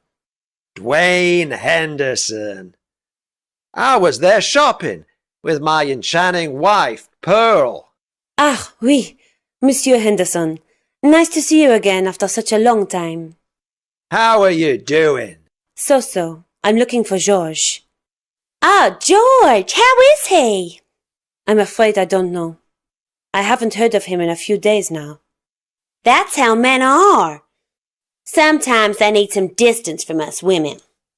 He'll call you back, honey. That's not really George's style. Well, George does behave a little strange occasionally. What brings you to York? Pearl and I are here on a stopover, on our way to Morocco. We want to have a look at some old ruins there. And as we're there anyway, we'd like to do a little shopping tour. Here in York, we've already seen the traditional happiness fair. You travelled all this way to see a fair? It's not just some fair. It's possibly the most important invention in entertainment in living memory. Apart from the TV, maybe. Besides, the second biggest wheel in the world is here in York. When we arrived, it was closed for repairs. I'm sorry? There's no need. We went on the water roller coaster twice instead. Whee, that was fun! Especially when you kept screaming into my ear all the time. Don't be so prickly, Bumblebee. Oh, Bumblebee. May I ask you how long you and George have known each other? Since we met in Syria. That was in 1994, I believe. 1996. In 94, we visited my grandparents in Canada. Oh, yes. Terribly boring there. And all those strangely dressed policemen. Mounties! What? Those policemen you're talking about are called Mounties. Whatever. Those Mounties were constantly watching us and kept inquiring. Life isn't easy in Canada for an American tourist. Those Mounties were just being nice and polite. I don't think it's nice and polite to ask how I'm doing and where I'm going 3 times in a row. That's intrusive. That's what it is. If you say so, honey. It's really interesting to listen to you, but unfortunately I haven't got much time. Have you ever heard of a historian called Jimmy McClough? Oh yes, we were in his museum. The History Museum. That's the one, you know it? Not really, but I have an appointment with his secretary. After that, I'm going to meet Mr. McClough in person. You are going to meet Mr. McClough? The Jimmy McClough? Yes, in about 20 minutes. If I don't make it in time, I'll miss my chance and I'll have to wait 3 weeks. But with this search going on, I can't get out of the building. That's a disaster. You don't get to meet Jimmy McCluff every day. If we can help you in any way, just let us know. Okay, thanks. What makes this fair so special? It's simplicity. There aren't so many attractions there. But these few are just marvellous. Well, I've never been a fan of fairs. You're missing out! You didn't by any chance see George at the fair, did you? No, I don't think so, did we, Dwayne? Don't think so. Sorry. Well, thanks anyway. Bye. Goodbye, dearie. Pardon. Est-ce que le flic... Est-ce que le policier est revenu? On dirait pas, quoi.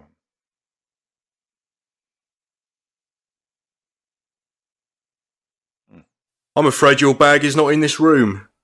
And you really can't let me in? Section 4, paragraph 3 of... Okay, I understand.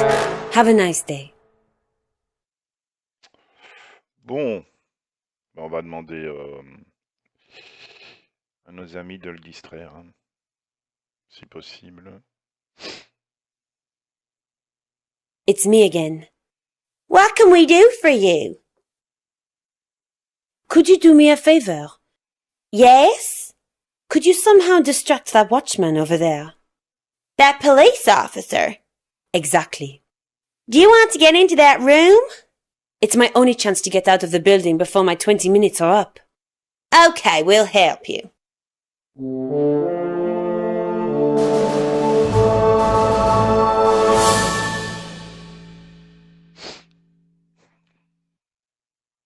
Excuse me, sir. What can I do for you, ma'am? May we take a photo with you? You don't see a real British policeman every day. Especially when you come from America. It's an honour, ma'am. But you know, we have a policy. To hell with your policy.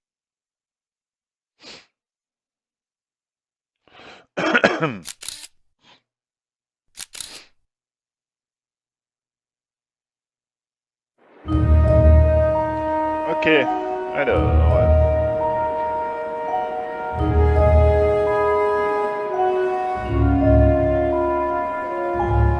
Might be useful sometime.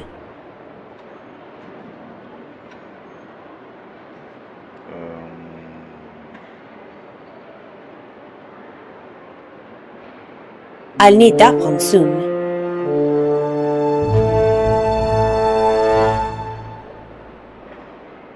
The uniform appears to be my size.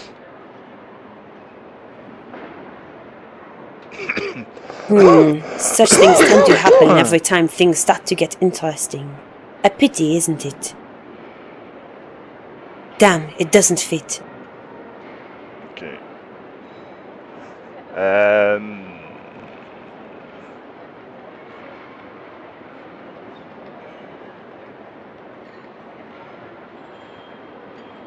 Damn, the watchman must have locked the door. What am I supposed to say? I've got one of those in Paris, only mine looks better. This towel is unused. Okay.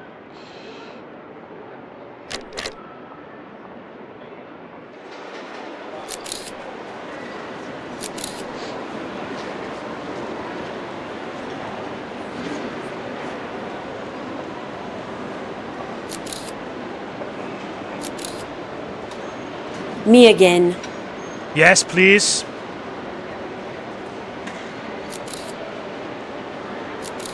Me again. Yes, please. Here's my ID.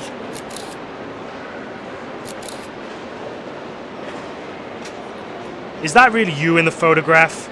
Of course it's me. Who else should be on my ID? Okay, miss. Mrs. Sorry, Mrs. Mrs. Wanda Kirsch. Okay, that's the name on this ID card. So you can't have stolen it. If you only knew. Pardon? Nothing.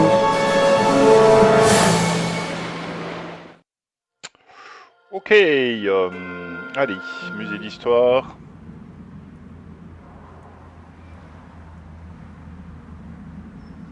Oh, il y a du monde, hein.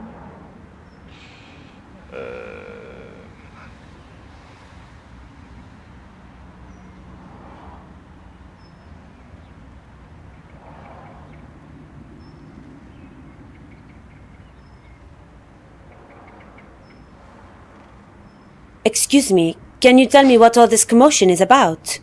I have to get into that museum. Don't we all? Maybe, but it's different with me. Yeah, me too.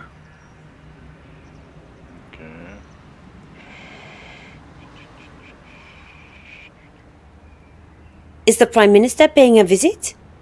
There'd be less of a fuss then, wouldn't there? Haiku McEwen is visiting the museum. I don't know him. Well, he's the reason you can't get in. And when does he arrive, this Haiku McEwen. Alright, Haiku McEwen. When does he arrive? He's scheduled to arrive at 3 o'clock, but it may take longer. Is there another way into the museum? Not a legal one. Okay, thanks for your help. If you can call it that. A pleasure. If you can call it that.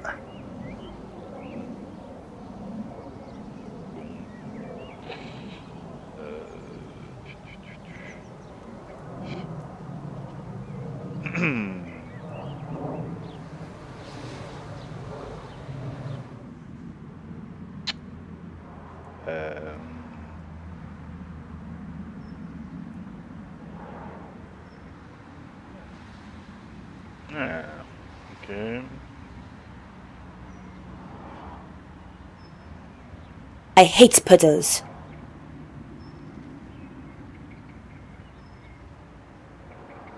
Hop.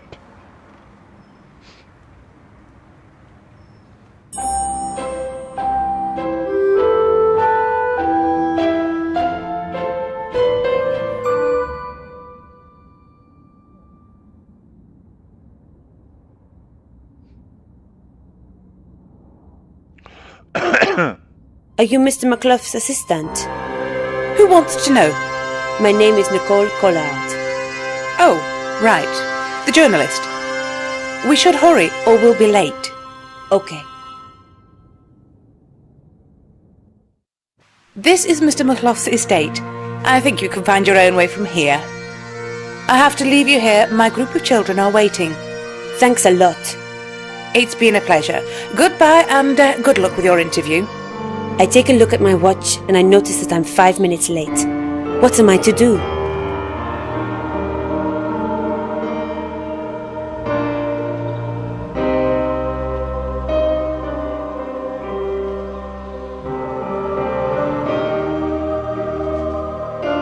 Nico, down here!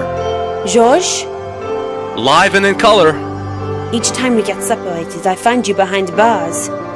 I guess it's just bad luck. What happens this time? I'll tell you later. First, meet an old acquaintance. Mademoiselle Collard, good to see you again. You evil, deceitful idiot! I thought you were dead! Nico, calm down and get us out of here first. Us? You don't expect me to get this murder out of here, do you? Yes, I do. Come on, I'll explain everything later.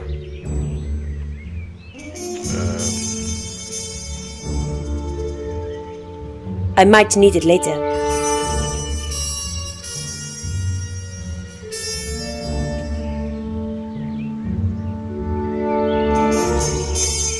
When I was young, I used to watch Western movies with my father. The crooks usually get out of jail by using a horse and a lasso to pull the bars out of the wall. Maybe it works in real life too.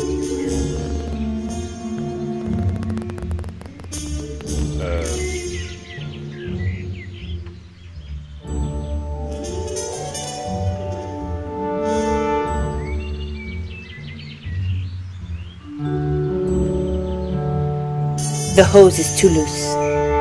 Relâche.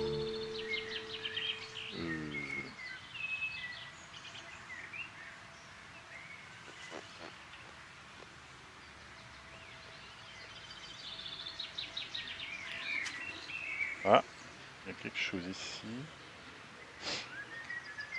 Georges would know what to do with it.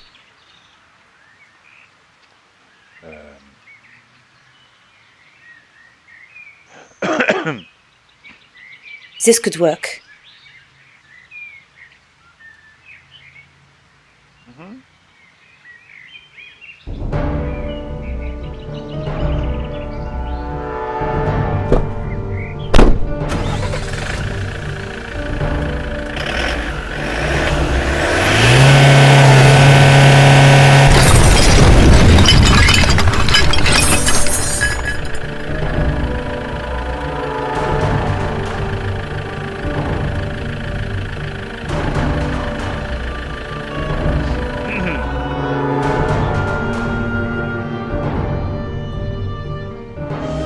Let's get out of here. I think they're coming. Very well, Khan. How were you able to survive the attack? Out with it. You know, my father was a very popular illusionist. Night after night, he'd fill concert tents. The audience loved him. Shortly before he died, he taught me his most important tricks. I learned to disguise and to hoodwink other people, trick them. And it obviously worked. And why did you do that? Instead of pretending to be dead, you could have helped us back in Bannockburn. You might have been extremely helpful. You made it without me. We did, but mainly thanks to a huge pile of luck and an equally huge pile of plastic explosives. And because of that idiot Guido. He really tried to blow out the fire with his mouth. I wouldn't have been too helpful anyway. Why not? I lied to you in the train. We weren't on the same side all along. I was a professional killer, a mercenary who risked his life for money. I don't understand. I knew the Templars before the incidents in Paris, Bannockburn or Syria. But not because I used to pay much attention in history class. I was simply hired by them. You worked for the Templars? That's exactly what I'm saying. $100,000 were a good reason to start working for the Neo-Templars. My first job was killing a politician in Japan. Then I came to Paris. That was the Plantade job. And why the hell did you try to kill Georges? Yes, why did you try to kill me? He was just an unpleasant witness, that's all. However, I did become curious myself at some stage, so I started making inquiries. I read everything about the Templars I could get hold of, everything about their past. Old newspapers, articles, medieval documents, journals, simply everything. Naturally, the Templars didn't like that, so I was put on their blacklist myself. And that's what caused me to act against them. A hitman seized with remorse. I don't believe it. As stupid as it might sound, but even killers have a soul, Monsieur Stobart. I decided to take your side and help you. But you didn't. You still tried to kill me. Wrong. I was never intending to kill you. Didn't you? Have you forgotten our little meeting in Syria? I haven't. That was an I don't know how many feet jump I had to do. As I said, I'm quite good at pretending my gun was loaded with blank ammunition. What? You're telling me I risked my life jumping down there because you threatened me with blank ammunition? It must have been an incredible experience. You said you wouldn't have been able to help us. Why? Very simple. I broke my leg when I fell off the train. What did you do in Jimmy McClough's house? That's a little complicated to explain. Only this much. The Templars still exist.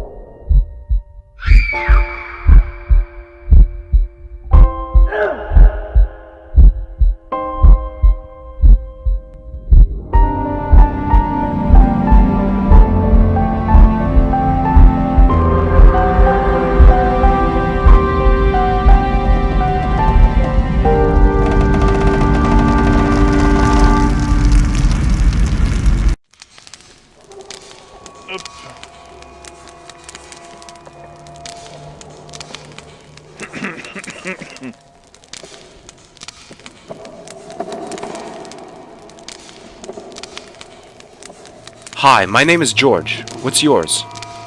My name's Miranda. How old are you, Miranda? I'm 12. Why are you sad? My dog's run away. Don't you want to look for it? I can't. Why not? I'm blind. Max is my guide dog. I see. Shall I find him for you? Would you do that, mister? Sure, Miranda. I'd love to. Maybe you can also find my dog whistle. Max must have somehow torn it from me when he ran away.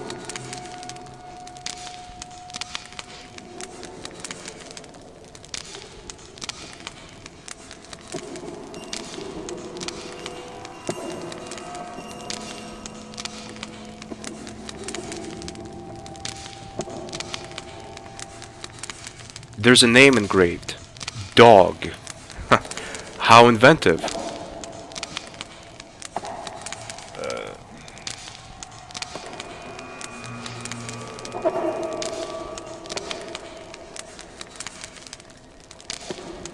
I shouldn't talk to them now.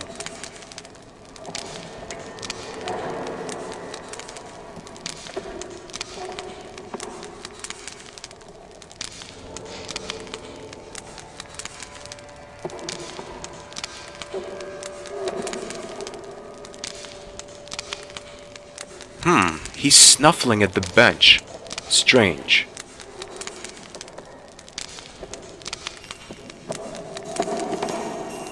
Oh my god, that looks like a bomb.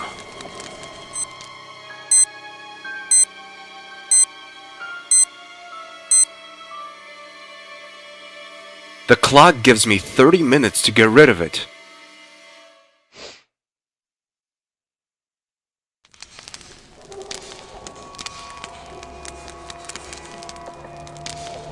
Hello? The old man is unconscious.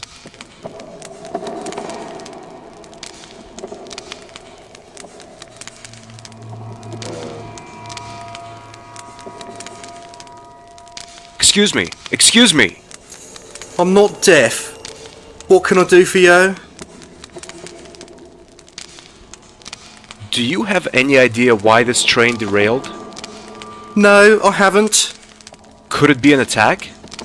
What's that supposed to achieve? Injured or maybe even dead people? I don't know. I understand. Okay, I'll be leaving then. Bye.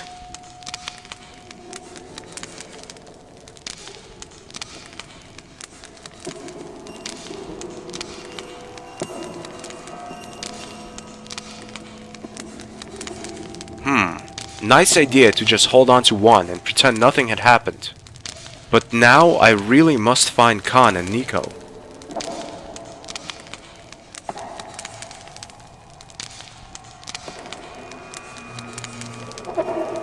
Elle avait quand même dit qu'elle avait perdu autre chose, la fille, non? Il me semble.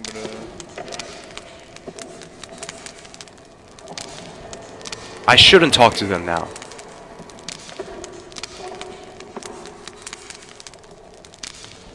I am not a thief. There's not much point in searching a broken bench for useful items.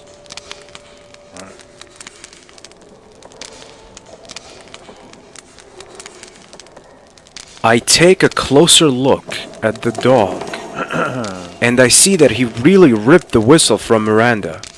Carefully, I take it from him. Ok, là on a le sifflet, c'est parfait.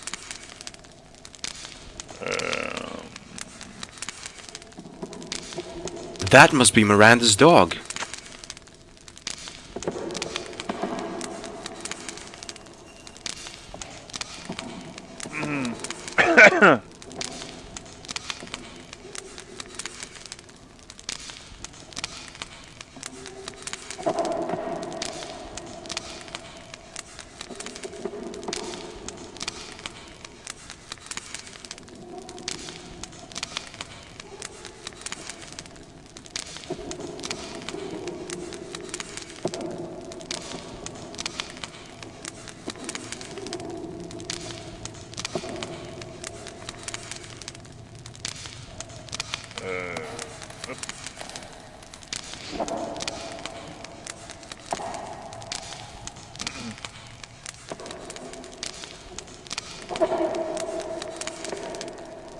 pas trop.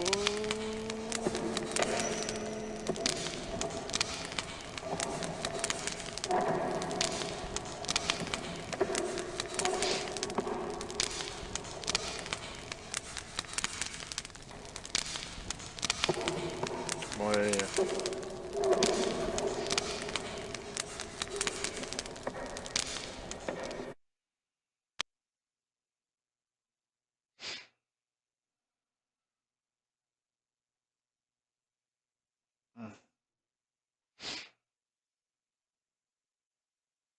Bon bah il avance vraiment pas beaucoup, hein, excuse-moi, mais...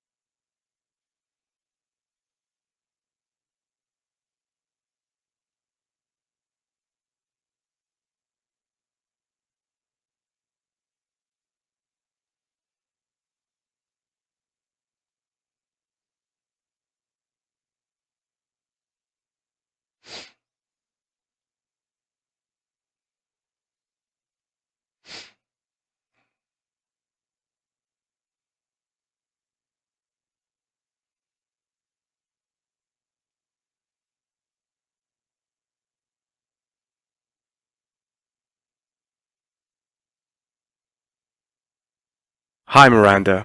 Here's Max back. Oh, thanks very, very much, mister. No problem. If I can do anything for you, just tell me.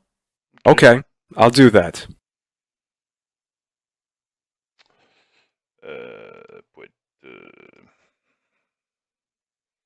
But at a closer look, I see that it's a little bent.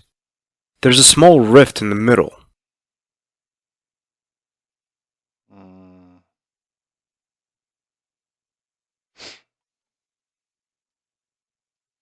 Pardon.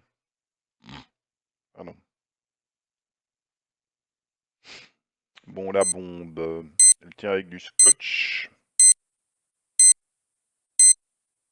I used the pointed side of the dog tag to cut the bomb free from the duct tape that held it to the bench. Even if the thought of a ticking time bomb in my pocket is anything but calming, I must take it. Somebody might trigger the ignition.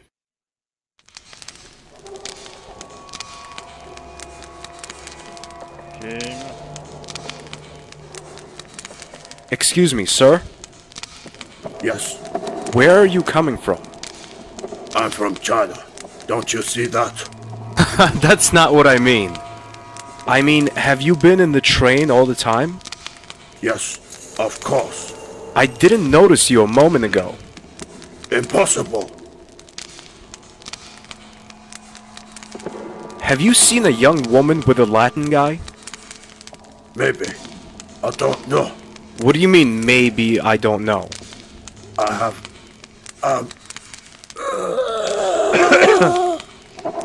Merde. Hey, are you alright? Oh no, he's dead! He behaved so strangely when I asked about Nico and Khan. I searched the body and find a photo. The words "See Hang" are written on the back, and there's a letter. Votre Altesse, je suis indigne, je suis un lâche, un traître, un garde infidèle. La pression était trop forte, l'ordre est trop puissant. J'ai dû agir et j'ai agi stupidement, j'ai failli au serment faire votre famille. Je ressens une profonde honte. Alors c'est probablement les chevaliers du temple. Nous devons les arrêter. Le reste est un peu illisible. Hein. Une photo. At the end, the letter gets more and more unreadable. I can only read parts of it.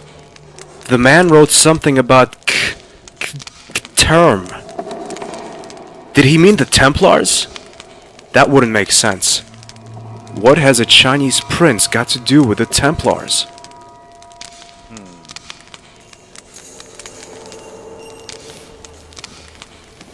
I search the body again and find a roll of duct tape.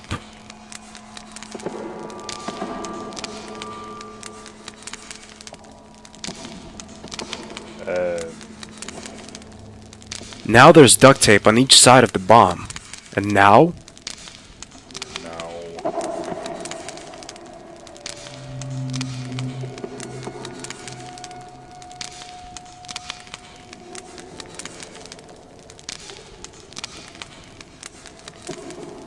The tape makes the bomb stick to the door in front of the rift. One look at the clock tells me there's not much time left. Only 5 minutes. Quick now, I must warn the other passengers. But how? I need to get their attention somehow. Not much time left.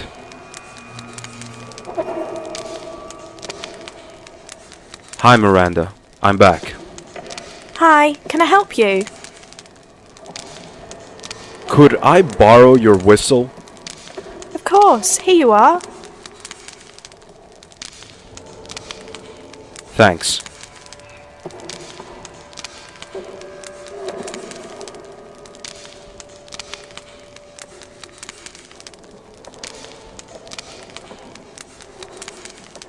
Oh no.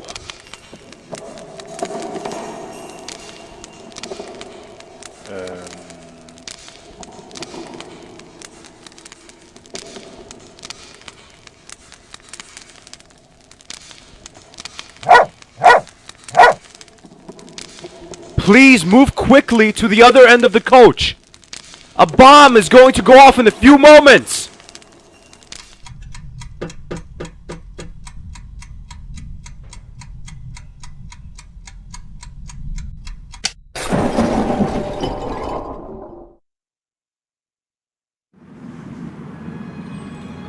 Bien. Bon bah apparemment on est sorti puisqu'on est dans la rue.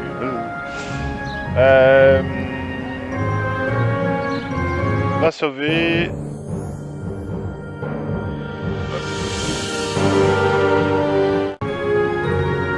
on va faire une petite pausette.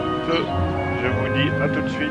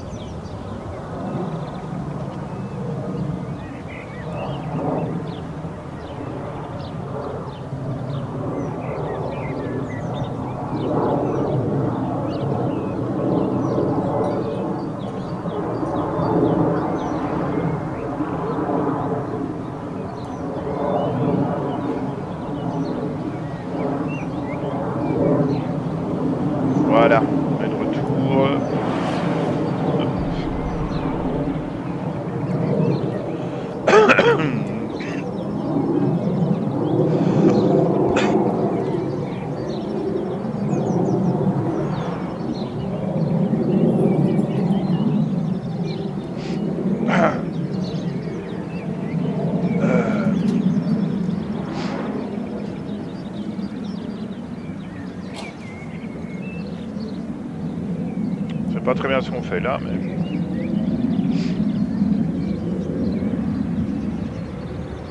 Quel boulot quand même, hein. Dire que ce sont des fans qui ont fait ça. C'est incroyable, quoi. Un poster. Lots of things have found their way into my pocket over the last couple of years. This poster definitely won't. Attendez, je vérifie juste un truc. Ouais, ok, c'est bon.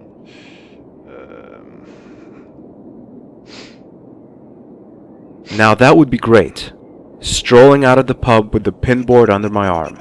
But the whole George, you need this item just because it exists impulse isn't really kicking in at the moment.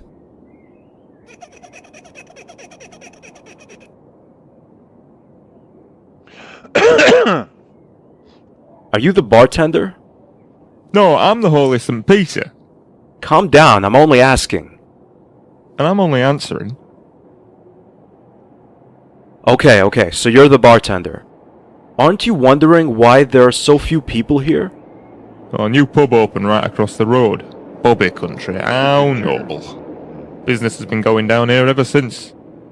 Apart from Mike and Stephen over there, not many people find their way into this place. Those two are virtually part of this pub. So, what do you do all day? Not much. I clean the glasses, read newspapers, and do whatever comes up. Sometimes I'm extremely lucky and the dishwasher packs up. So then, I can repair it. What kind of newspapers do you read? I don't care, read whatever. I'd even read a paper that's 5 years old. Have you seen a dark-haired woman with a Latin-looking guy? Is she your wife, son? Well, not yet, but she's my girlfriend. So, you're a couple? You could say that. Then why is she roaming around with that Latin-looking guy, instead of being with you? That's a long story. Listen, I don't want to bore you with the story of my life, so have you seen them? No. I couldn't ignore the fact that you seem to be a big soccer fan. Yes, as a matter of fact, my favourite club is York United, like most people from around here. And I like Charlie Chickleston in particular. My son's wanted a Chickleston shirt for years now. Maybe he'll be lucky someday. Do you know anything about the Templars? Oh, yes indeed, sir, I do. I read a lot and attend seminars, so I learn quite a few things. And I love the Templars. They're my second hobby, so to speak. Yeah, mine too, so to speak. Tell me something about them. A medieval order of knights eradicated by Philip the Fair. In 3 weeks, there's going to be an exhibition about the Templars in Paris. I really must attend, even if my wife will kick up a fuss about it. I am impressed. Do you know whether the Templars can be linked to the Chinese culture? Certainly. The Templars had good connections to the Chinese royalty. Which royalty? They are said to have connections to Prince Zihang. Zihang? Exactly. There's some uncertainty about both parties' intentions, though. After all, the prince was unable to support the Templars with soldiers, as his own army was so badly trained. And the Templars were too greedy to support the Chinese court financially. The links are supposed to be intact even today, though. Are there any further clues? The exhibition in Paris is expected to be very helpful regarding that matter. It may even provide some new evidence. Do you know where exactly in Paris it will be held? I'm afraid not, but I'm going to find out soon. I only know this much. A seal is mentioned in one of the last writings of the Grand Master Jacques de Molay, and he wrote about the return of the Templars, which will be initiated by that very seal. Do you think such a seal exists?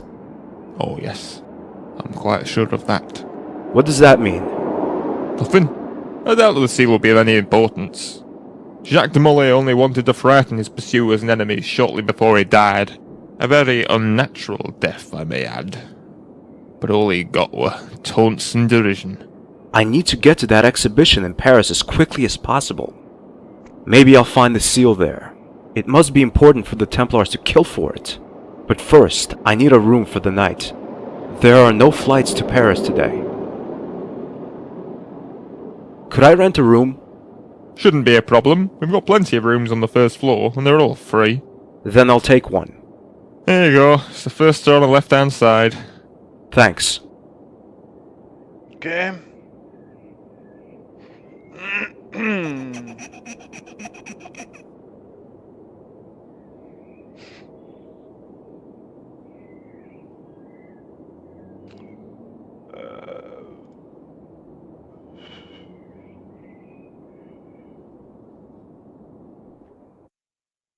I pull at the door, but it doesn't open.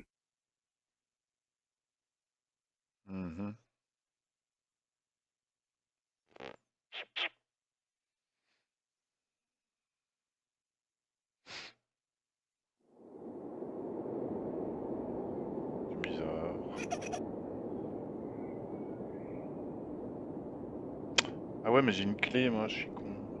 I pull at the door, but it doesn't open.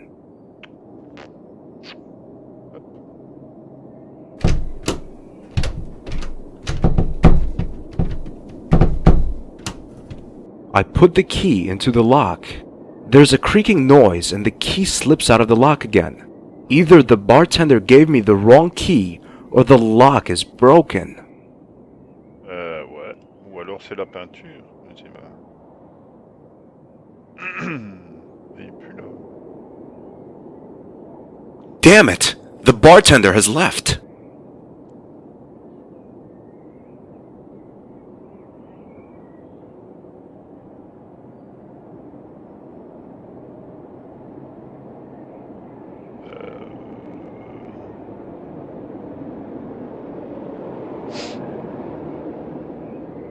A needle won't hurt.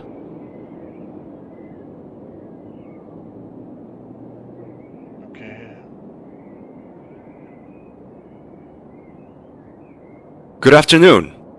Cheers, mate. My name is George Stobart. I'm on a trip around Britain.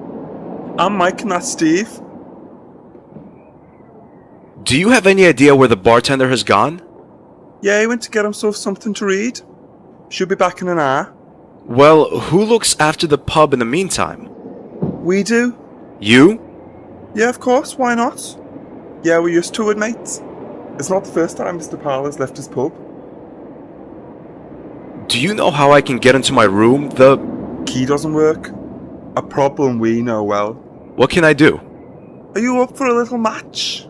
You won't tell me unless I agree, right? Right, mate. And you have to win, of course. No problem. Do you know Indian wrestling? Arm wrestling, you mean? That's what you want to do? Right. Are you ready? Ready. Here we go.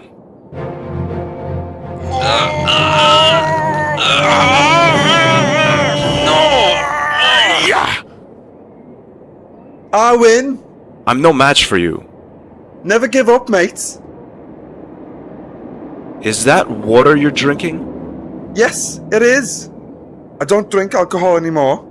Now you're surprised, aren't you? A little. You see, a couple of years ago, I forgot my own children's names. All because of the drinking. Since then, I've been on the water. And besides, my belly has become sort of tender. Okay. Hey, Mike. Another match? Of course.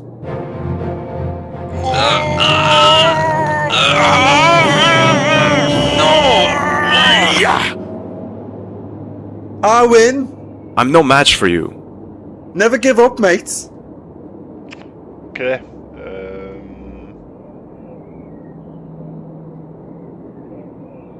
Ils sont trop forts, on n'arrive pas à le battre. On va aller donner un petit médicament.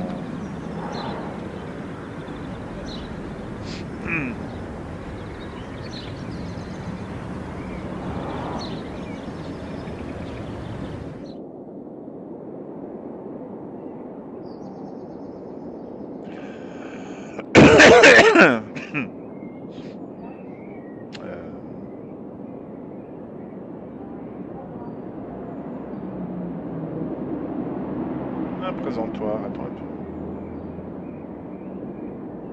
No, I really don't want any. Ok.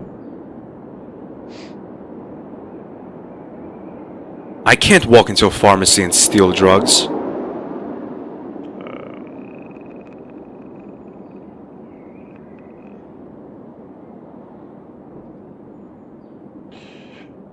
Ouais.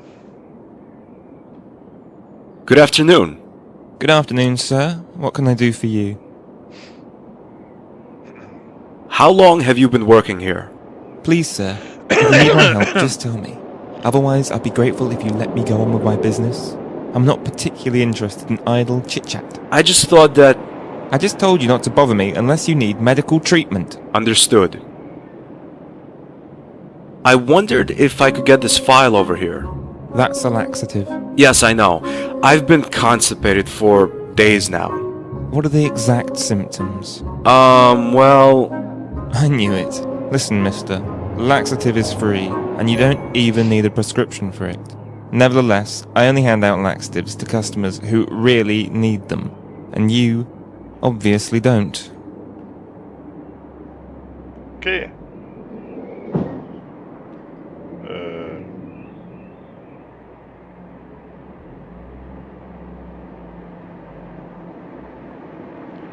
Alors attendez, ici on va faire une technique. I scanned this outdated newspaper for something useful, but except a report about a school that was hit by an outbreak of constipation, affecting hundreds of children, there's nothing of interest. Wait a minute. Constipation. Here's something about the symptoms.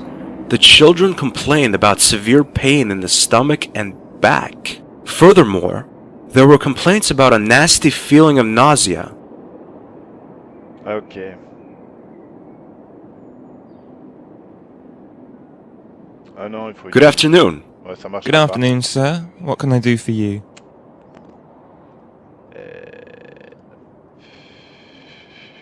Sir, can I please get one of those files?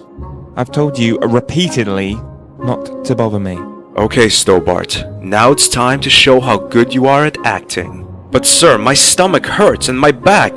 The pain is unbearable. It's agony. You really seem to be ill. Better take one of these, but only one. Ok.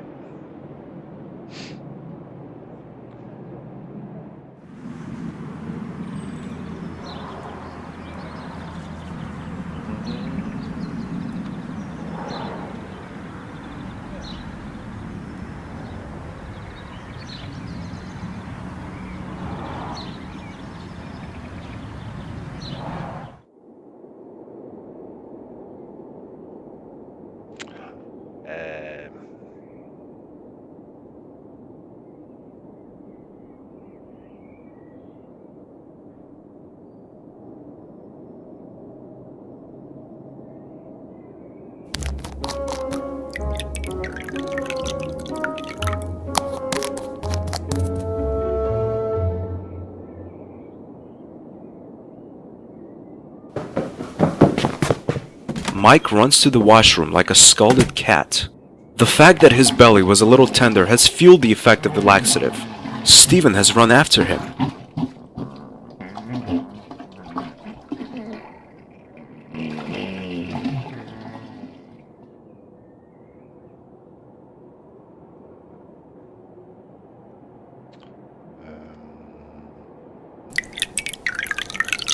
The table is wet now. Now what?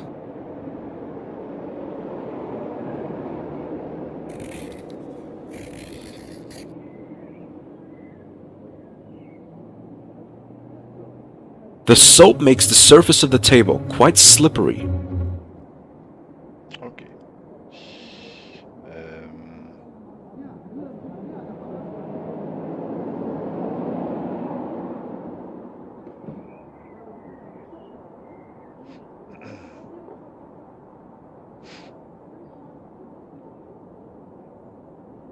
I pull at the door, but it doesn't open.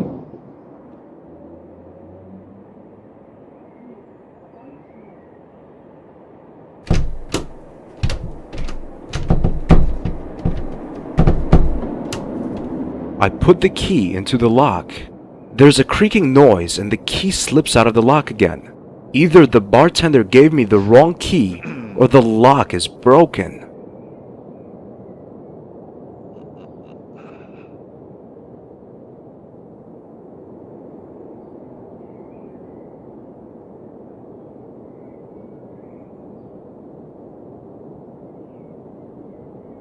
Hey Mike, another match? Of course.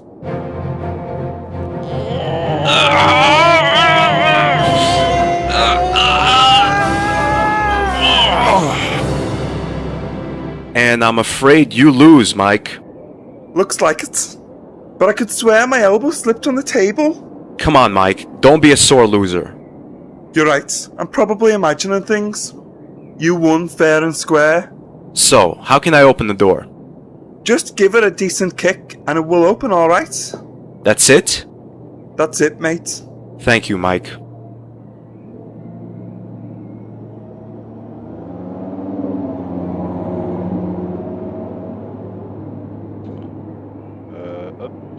Wait.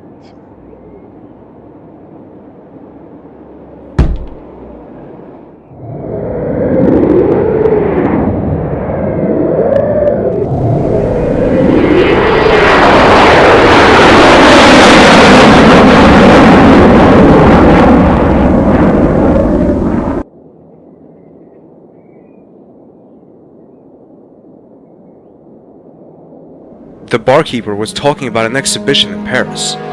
But where could... Come on, Stobart, use your brain.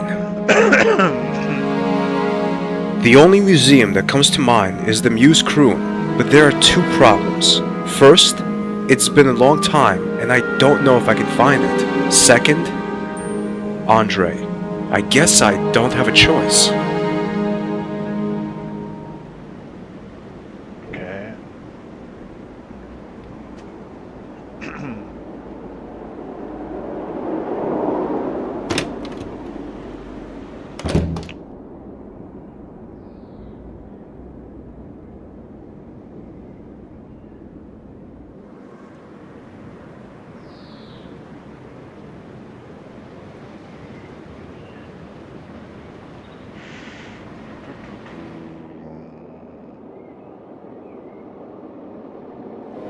Great, I'm lost.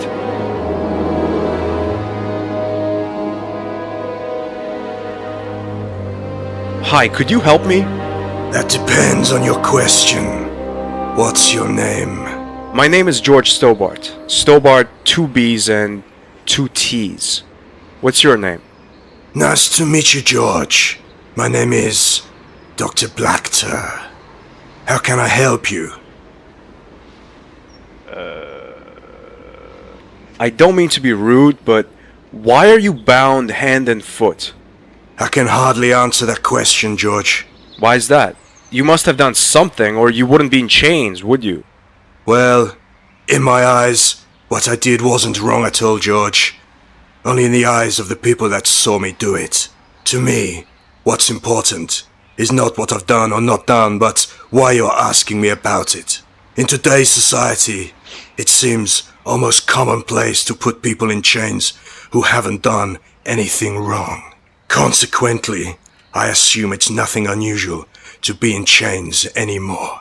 Which leads me to the question, why are you still walking free? Isn't that an irrefutable sign that we're living in an Orwellian society, George? Wow, you know, I've never seen it from that perspective. Putting that guy in chains makes sense to me now.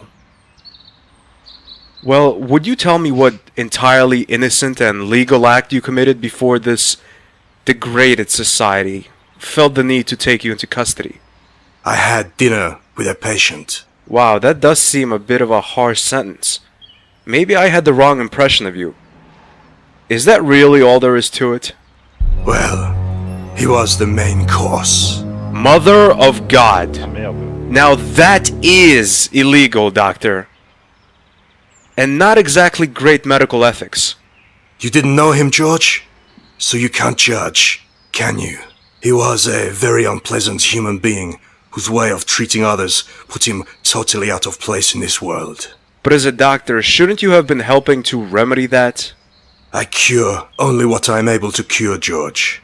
In that case, it wasn't the patient I had to cure, but the world that needed to be cured of him, and he's that bit cleaner as a result. Well, I definitely wasn't wrong about him. Doctor, I think you have a serious problem. If you say so, George. You see, I have stopped arguing with people. Nobody ever really listens to my arguments. I can see why. I guess I've heard enough of that. Let's change the subject. You don't know what to say, right, George? You know, there are people that want to seriously discuss things, and others only want to do small talk. I'm not one for such primitive conversation. It's beneath me. Which kind would I be then? My knowledge of human nature tells me that you wouldn't like my answer. You'd be offended. Alright, I can live with your judgment. You see, George, even though I haven't told you, you already know the answer. You're offended, and you don't want to discuss it any further. I was right in all respects. He was right. I think this lunatic is too smart for me. I'm looking for the museum croon.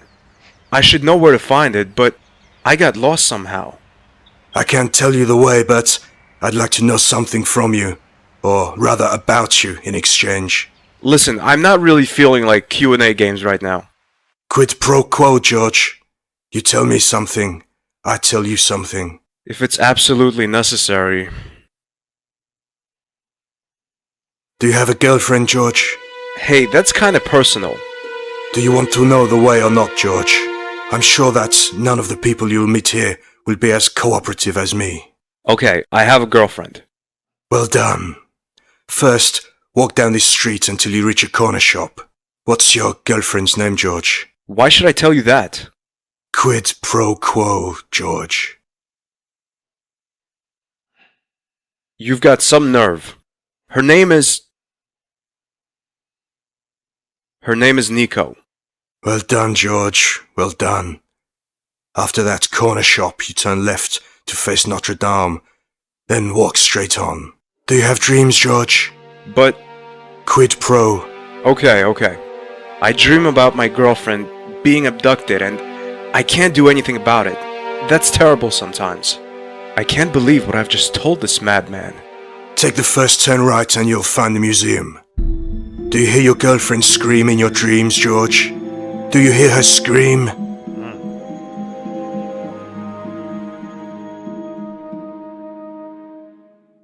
Take good care of your girlfriend, George. Eh ben.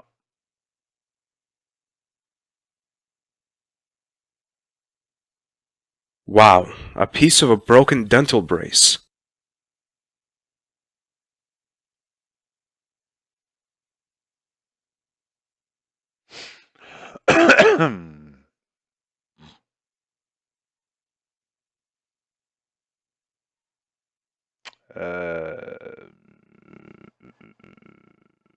Museum Croon, closed for refurbishing.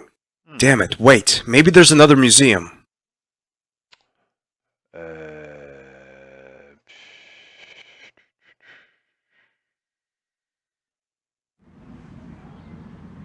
I can't remember what the French call the Baphomet idol.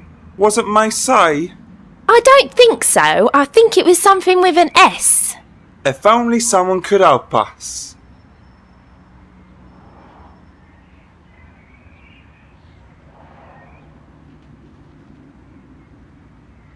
Pardon me?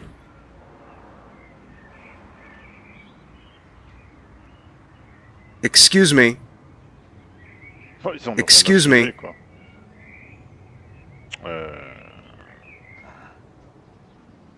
Okay.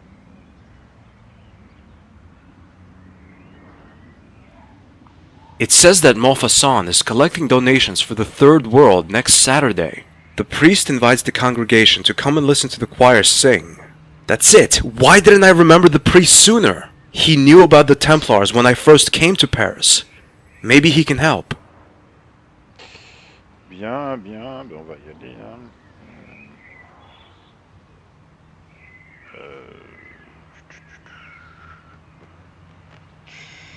Wait.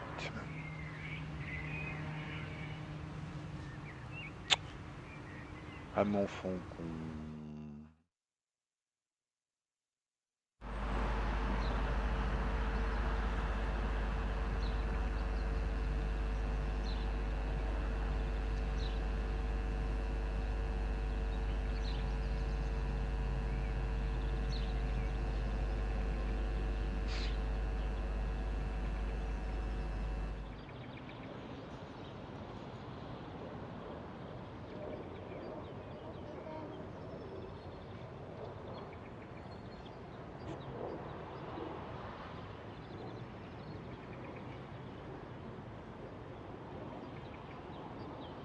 Pardon me. Yes, what can I do for you? Do you remember me? Oh, you're the man whose chalice I cleaned. Oh, I'm sorry. I didn't mean to. No, it's alright. I enjoyed doing it. Really? That's a relief. Have you seen Nicole Collard lately? She's my girlfriend. Black hair, smartly dressed. I'm looking for her. Every day scores of people enter these walls. I find it hard to remember all their names and faces. But I am sure you will find her. God will be with you.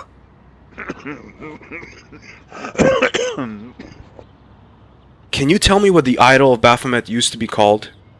Baphomet? No, I mean in French. Oh well, let me think. I can't remember, but I remember seeing the name somewhere here in this church. Okay, I'll take a look around. Thanks anyway. You are very welcome. This church is just as splendid as I remember. Yes, it is, and that is thanks to the people of the parish, who have given large donations not only to support the poor souls in the third world, but also for the restoration of this church. Are you coming to this service next Saturday?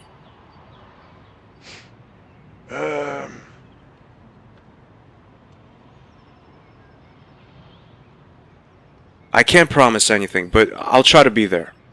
I'd be so grateful. Bien.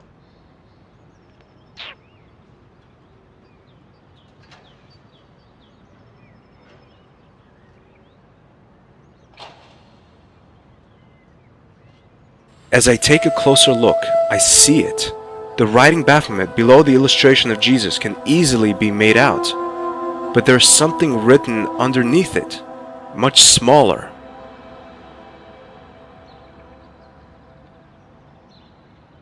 Ouais. No, it's pointless. I can't read it. Ok. Je sais pas le lire apparemment, c'est trop petit.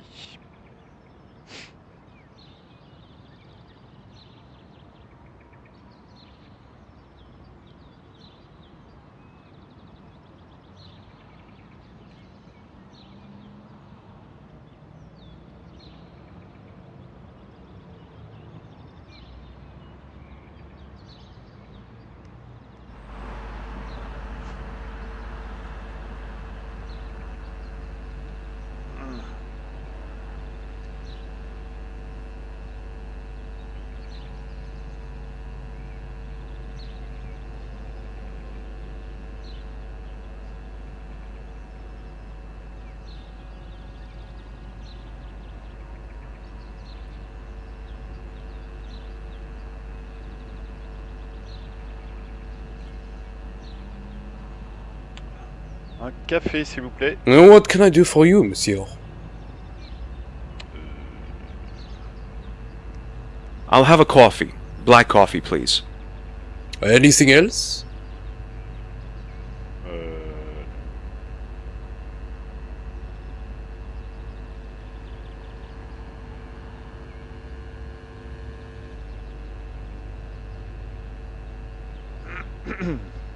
Here we are, sir. A black coffee. Thank you. I'd like to pay, please. That is €16.80. What? That's a ripoff. Okay. I don't have a choice, do I?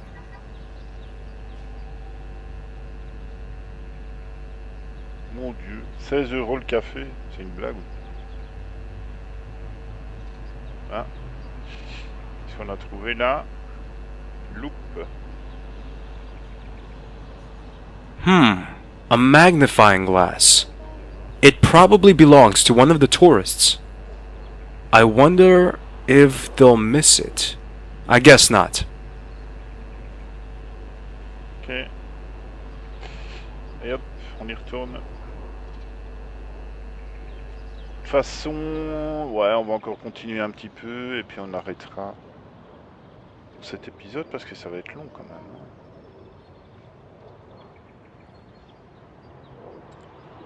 Pam, pam.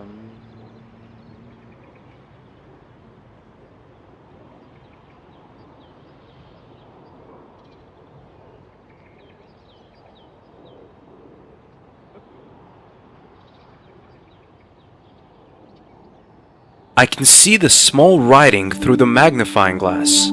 It reads Sue. That's it.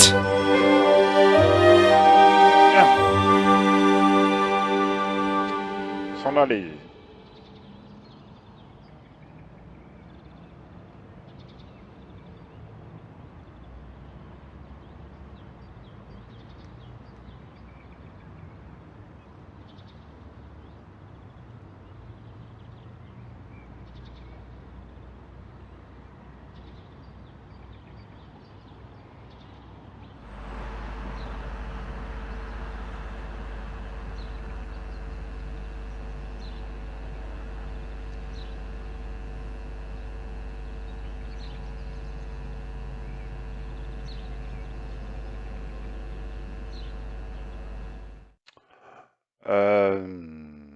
Hop.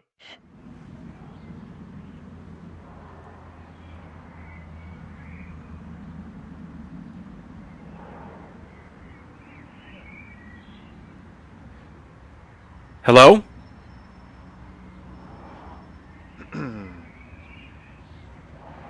So, That's it? Yes, that's it. Thank you very much. no, not at all. Maybe you can help me in exchange.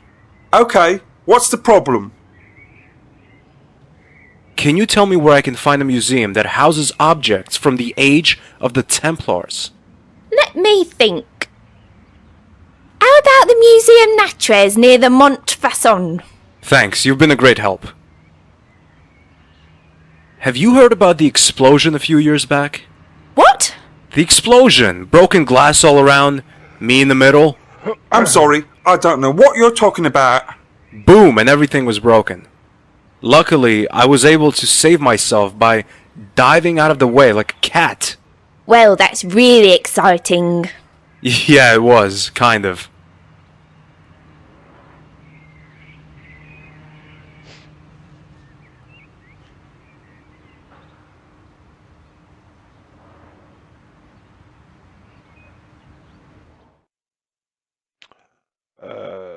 Le musée Natresse.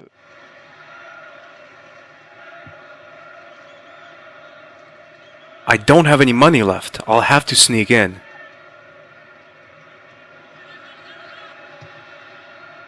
Can you tell me something about... Be quiet out there. Come back later. But I can't go in without a ticket. That's not our problem. We're watching the match.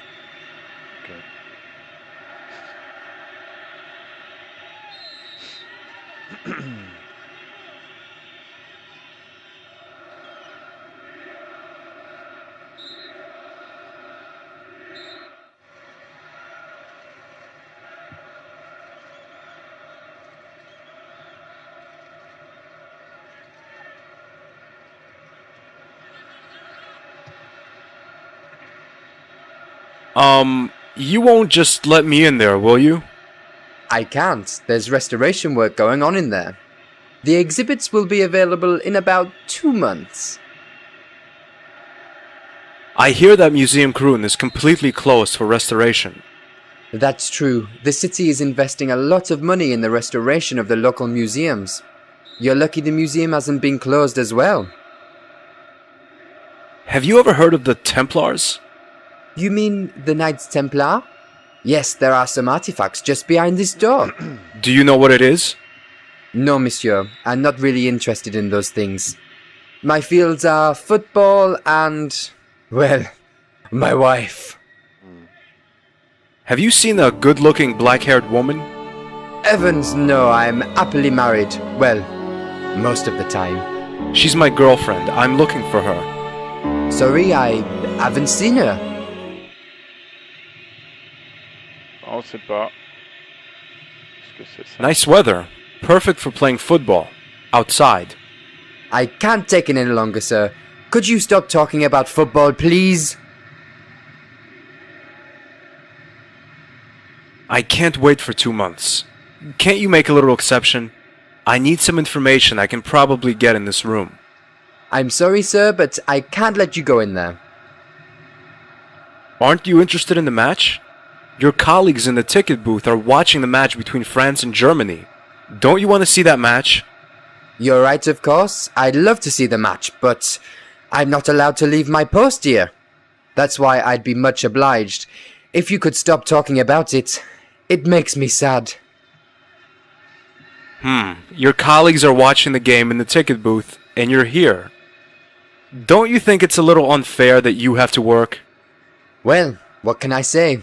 I tried to take the day off, but my colleagues were faster than me.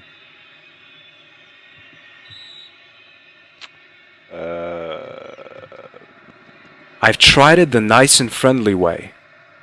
Now it's time for a dastardly piece of cunning.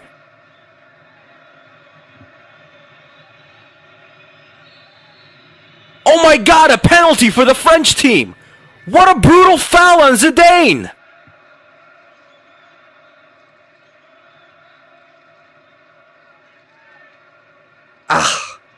I must see that game. Could you take over my post for a minute while I go and watch the penalty? Sure, pleasure. Thank you so much, sir. Don't let anyone in. I'll be back in a minute.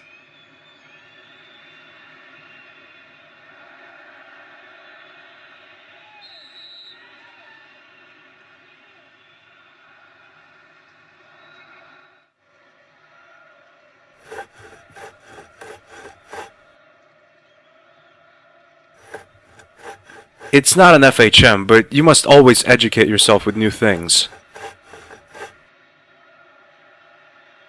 This says that the parchment is one of the last documents written by Jacques de Molay.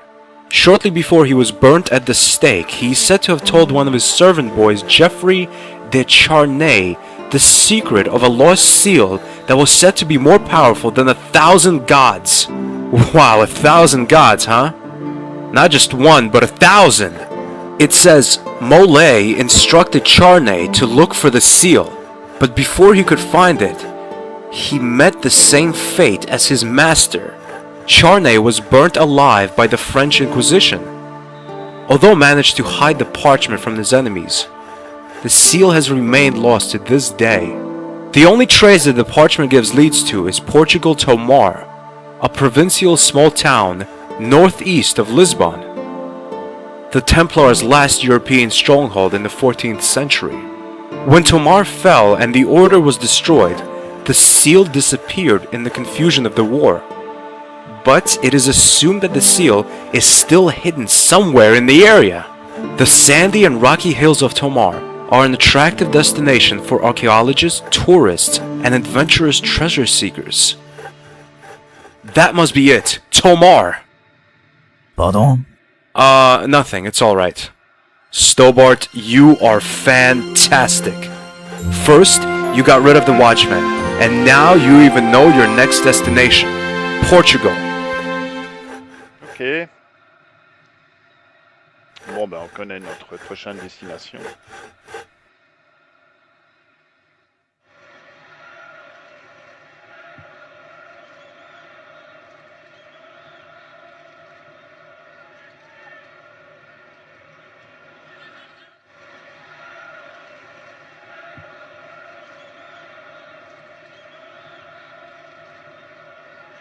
I don't have any money left. I'll have to sneak in.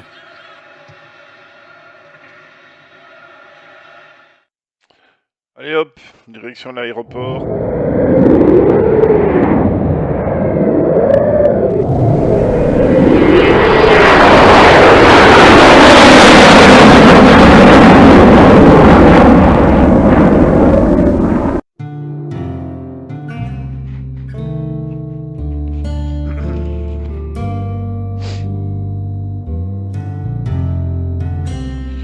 Voilà, voilà. Bon. On va sauver. Hop. Et on va s'arrêter là. Pour aujourd'hui.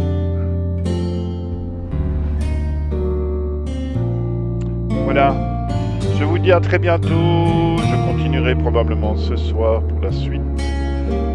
D'ici là, surtout portez-vous bien et jouez bien. Allez, ciao ciao tout le monde.